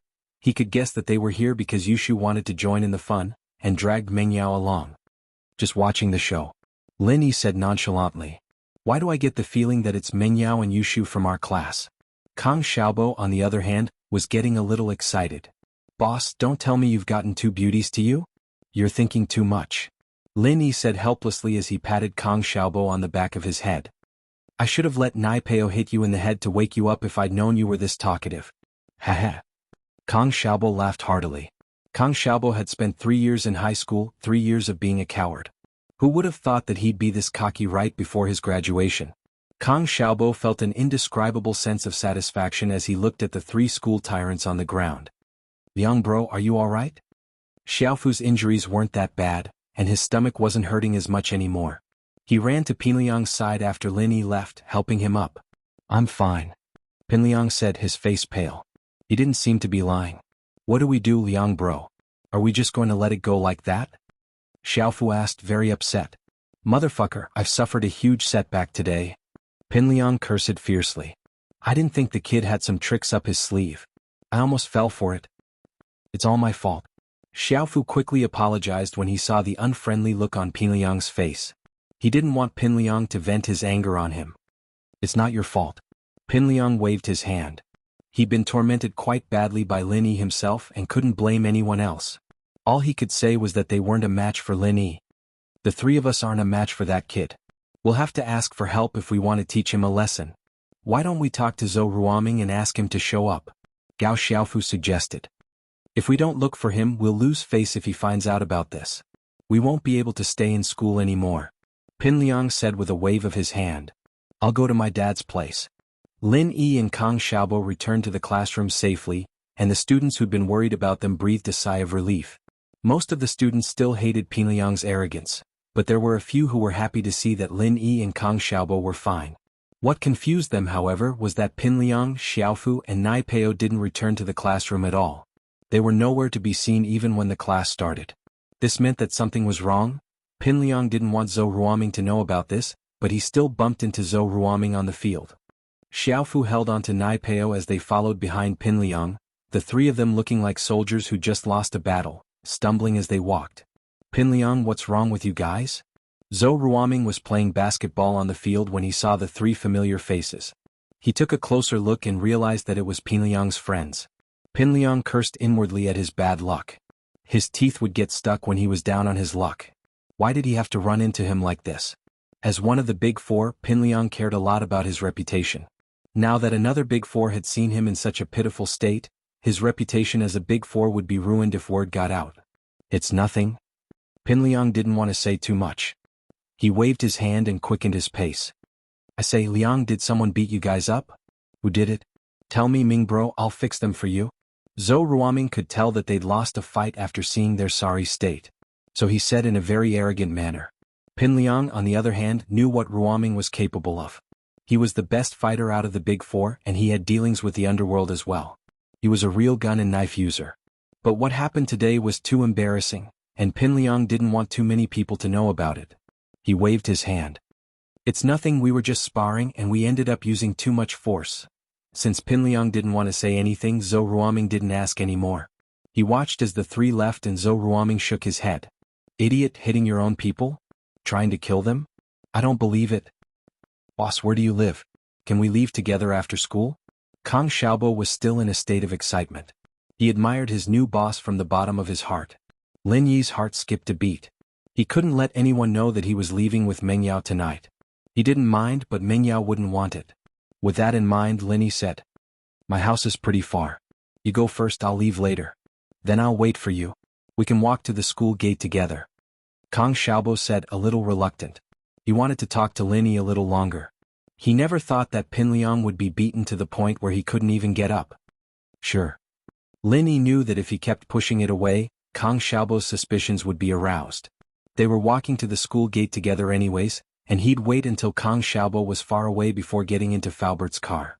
Meng Yao and Yushu had already packed up and left the classroom. Lin Yi took advantage of the time difference and after a while he put on his bag and left the classroom with Kang Xiaobo. Boss, let me tell you a secret. Kang Xiaobo whispered as they walked out of the classroom. What secret? Lin Yi looked at Kang Xiaobo, puzzled. Why was this guy talking so strangely? I live very close to the commoner beauty Tang Yun's house. Kang Xiaobo said with a perverted smile. Actually, I often see her riding her bike home. Fuck. Lin Yi slapped the back of Kang Xiaobo's head. Why are you thinking about that? What secret is that?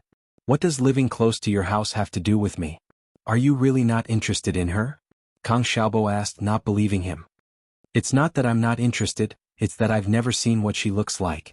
You want me to be interested in a random person? That's impossible. Lin Yi said, amused. Alright, go back, I'm leaving too. Chapter 33. Chapter 33. Mysterious Jade. Lin Yi made sure that Kang Xiaobo was gone before turning to Falbert's car. As expected, Falbert didn't drive the car away, instead waiting for him there quietly. Falbert started the car only after Lin Yi got in. Meng Yao and Yushu, on the other hand, were silent in the back seat. Maybe it was because of Lin Yi in the washroom, or maybe it was because of the scene on the rooftop, but neither of them spoke much. Surprisingly, Meng Yao didn't complain to Falbert about Lin Yi either. Falbert, stop at the bank up ahead. Shu and I'll get a bank card. Meng Yao instructed Falbert. Lin Yi only remembered that the school required every student to get a bank card, saying that they'd be able to deduct their tuition and fees from it.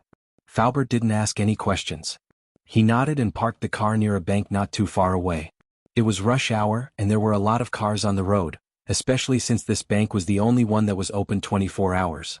The people who came here to do business parked their cars at the entrance, and the traffic was a little chaotic.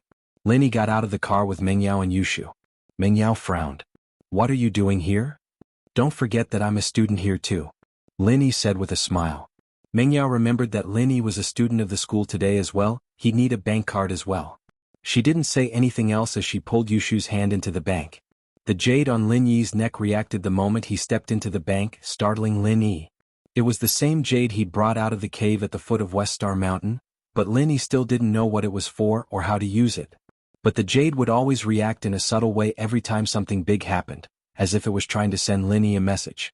Lin Yi didn't know what the jade was trying to say, but something was bound to happen once it happened. Just like that time in North Africa, he and the person he was protecting were trapped in the enemy's encirclement, but he relied on the early warning of the jade pendant time and time again to avoid the enemy's attacks, and was finally rescued. Or perhaps, before something good happened, the jade pendant would give a similar warning. For example, he once helped old Lin buy a lottery ticket and won $20. So, no matter what, the jade's reaction made Lin Yi's nerves go on high alert. Meng Yao and Yushu got their numbers after entering the bank, and Lin Yi got his number as well before sitting down at the waiting area. Lin Yi sat beside Yushu, knowing that Meng Yao was still hostile towards him. Yushu looked at Lin Yi meaningfully, the corner of her lips curling up. Lin Yi was in a very tense state as he waited for his number.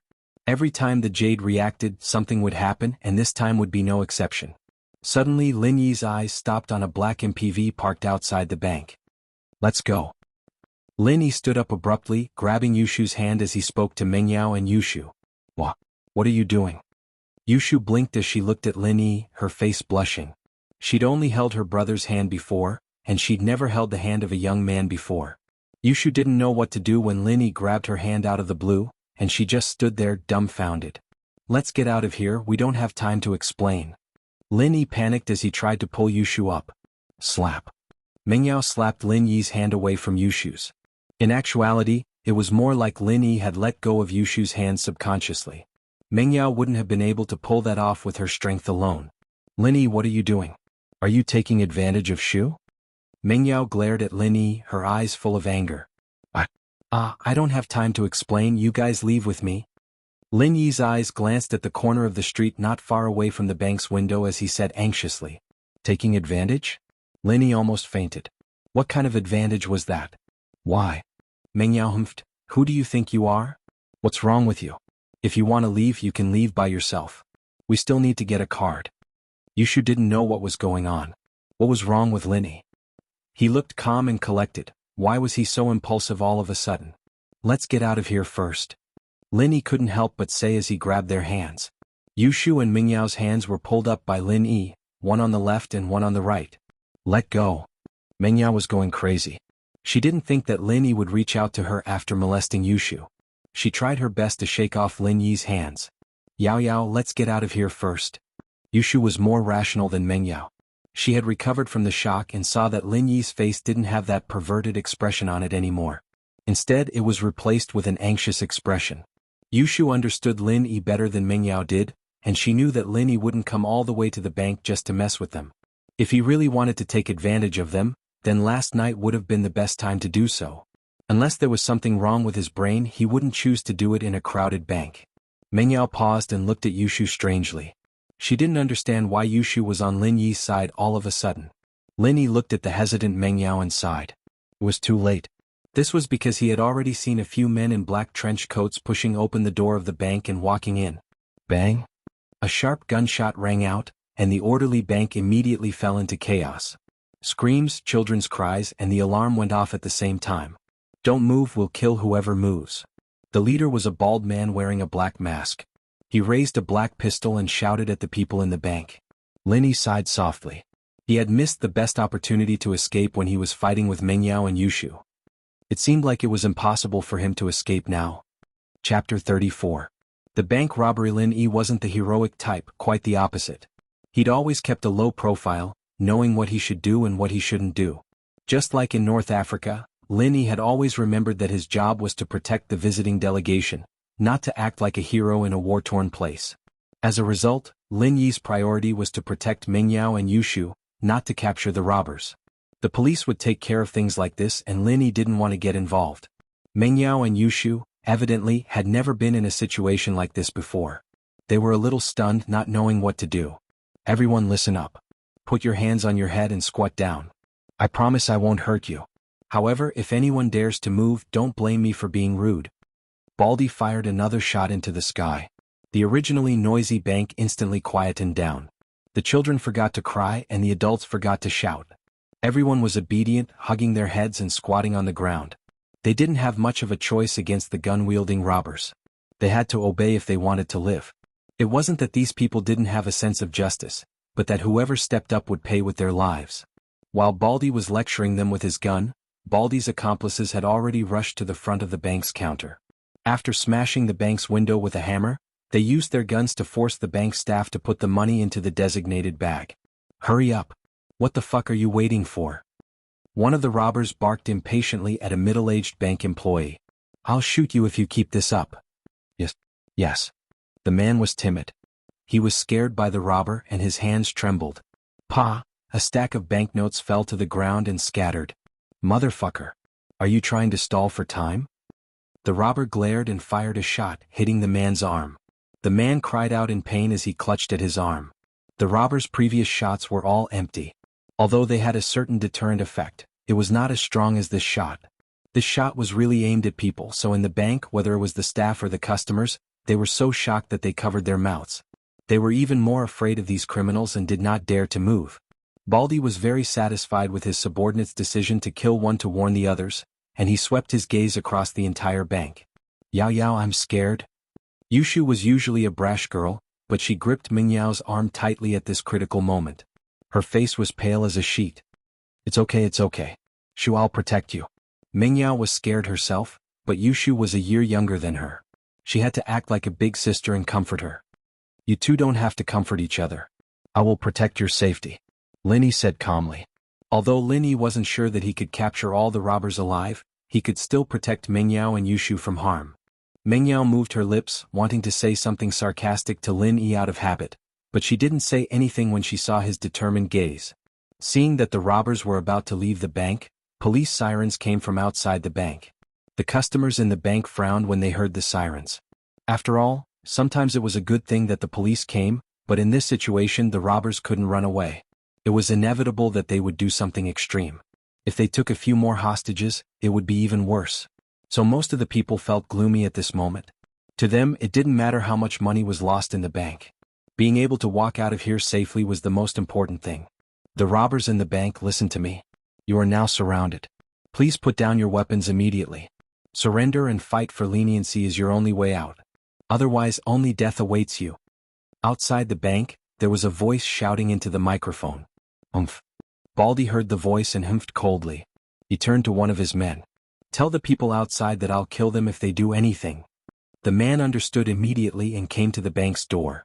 What the hell are you yelling for? Yell again and our boss will kill them. The police at the door went silent. They had to save the bank, but they also had to protect the people inside. It was a tough job. After receiving the call, the vice captain of the criminal police team, Ling Shan, rushed to the bank with a large group of people. The captain of the criminal police team, Yang Huijuan, had gone to another city for a meeting, and Ling Shan was left in charge of the team. To be honest, Ling Shan was under a lot of pressure, especially after the call from the director. He told her to lead a team to deal with the bank robbery, hinting to her that Peng Zhan's daughter and Elder Chen's granddaughter were in the bank as well. If something were to happen to Yushu, it wouldn't just be him, the director, but even the officials above him would be shaken. So, after the robber's threatening words, Ling Shan decisively ordered her men to stop yelling and not do anything to provoke the robber. Baldy was very satisfied with the policeman's silence. He carried his gun and scanned the group of customers who were squatting on the ground. Many customers also understood that the criminals wanted to find a hostage as a bargaining chip with the police. So thinking of this, many people quickly lowered their heads and didn't dare to raise their heads. They were afraid that they would be the ones chosen. After all, once they became the robber's hostage, their lives would be in danger. They didn't have the courage to face these cruel robbers. Baldy smiled coldly as he walked towards the crowd. His eyes finally landed on Meng Yao, who was standing beside Lin Yi. "Yo, stand up." Baldy pointed his gun at Meng Yao. Meng Yao was shocked. She subconsciously tightened her grip on Yushu's hand and looked up at Baldy. "Huh, you're quite pretty, girl." Baldy laughed lewdly and pointed his gun at Meng Yao again. "I'm talking to you. Stand up." Meng Yao had never been in a situation like this. Her heart was beating very fast. She didn't know what to do, but she forced herself to stay strong. She told herself that she couldn't cry at a time like this. She had to be strong. Chapter 35. I'll be your hostage, I'll be your hostage. What's so great about bullying a little girl? Lin Yi said faintly as he stood up. Meng Yao stared at the man who'd pinned her down in disbelief. He'd actually stood up for her at a time like this? Wasn't he afraid of death? It was true that Meng Yao understood that Lin Yi had taken a lot of her father's money, but money was nothing compared to life. No one didn't care about their own lives, and Meng Yao wasn't stupid enough to think that Lin Yi was standing up just because he'd taken someone's money. Meng Yao felt that Lin Yi wasn't as despicable as before. At the very least, he was a man with an indomitable spirit. Meng Yao was certain that Pin Liang wouldn't stand up at a time like this. Perhaps he was even more afraid than she was, hiding his head even lower than she was. HM? Why was she comparing Lin Yi to Pin Liang? Meng Yao shook the unrealistic thoughts. Now wasn't the time to think about things like that. Fuck. Baldy wasn't expecting someone to cause trouble for him. After all, it was impossible for anyone to hide from a hostage, and yet this guy was still charging in? Was he an idiot? Who the fuck are you? Did I call you? Baldy frowned as he glared at Lin Yi. Stay where you are if you don't want to die. Don't you need a hostage? Who's different? Lin Yi shrugged. Don't worry, I'll cooperate with you. Motherfucker. Baldy was enraged. He thought to himself, why does this kid have to ruin my plans? He couldn't help but feel a surge of anger as he raised his gun and fired at Lin Yi. With Lin Yi's current level of training, Baldy wouldn't be able to hurt him even if he shot him at such a close range.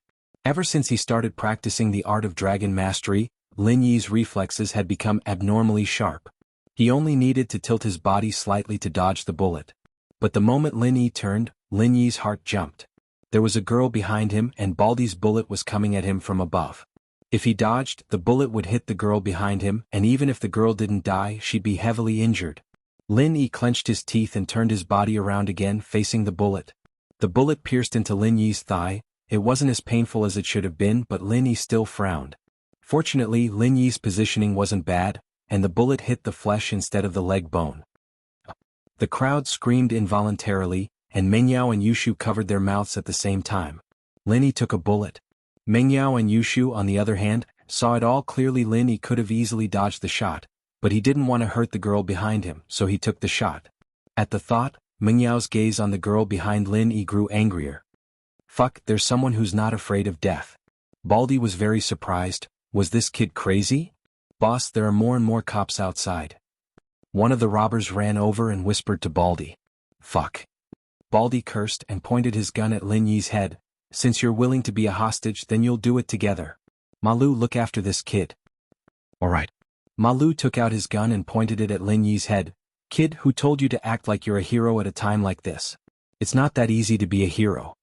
Lin Yi didn't say anything, and he was thinking about whether he should do it here or wait for a while. But here, the robbers were too scattered, and it wasn't convenient for him to make a move. There were too many people here and it'd be even harder to make a move if there was a big mess. Girl, stand up. Baldy didn't want to let go of Meng Yao. He aimed his gun at Meng Yao again. She didn't know why, but Meng Yao wasn't as scared as before. She stopped Yushu, who was about to stand up with her, with a look and stood up resolutely. Yushu wanted to stand up with Meng Yao, but Meng Yao's eyes told her not to go, and go back and think of a way to save them. Naturally, Yushu wouldn't let her emotions get the better of her. Let's go. Baldy pointed the gun at Meng Yao's head and said. Lin Yi was a little puzzled. Why did Baldy have his eyes on Meng Yao? Could it be because of Meng Yao's beauty? Lin Yi could only think of that because he couldn't think of anything else that would make Baldy interested in Meng Yao. Logically speaking, one hostage was enough.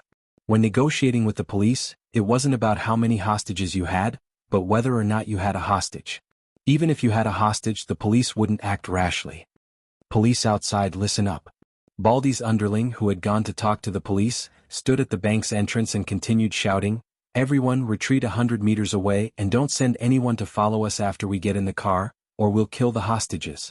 Outside the bank, Lingshan frowned when she heard the robber's words. Naturally, she didn't want to retreat 100 meters, but when she remembered that there were hostages in the bank, she sighed and said to her underlings, Retreat.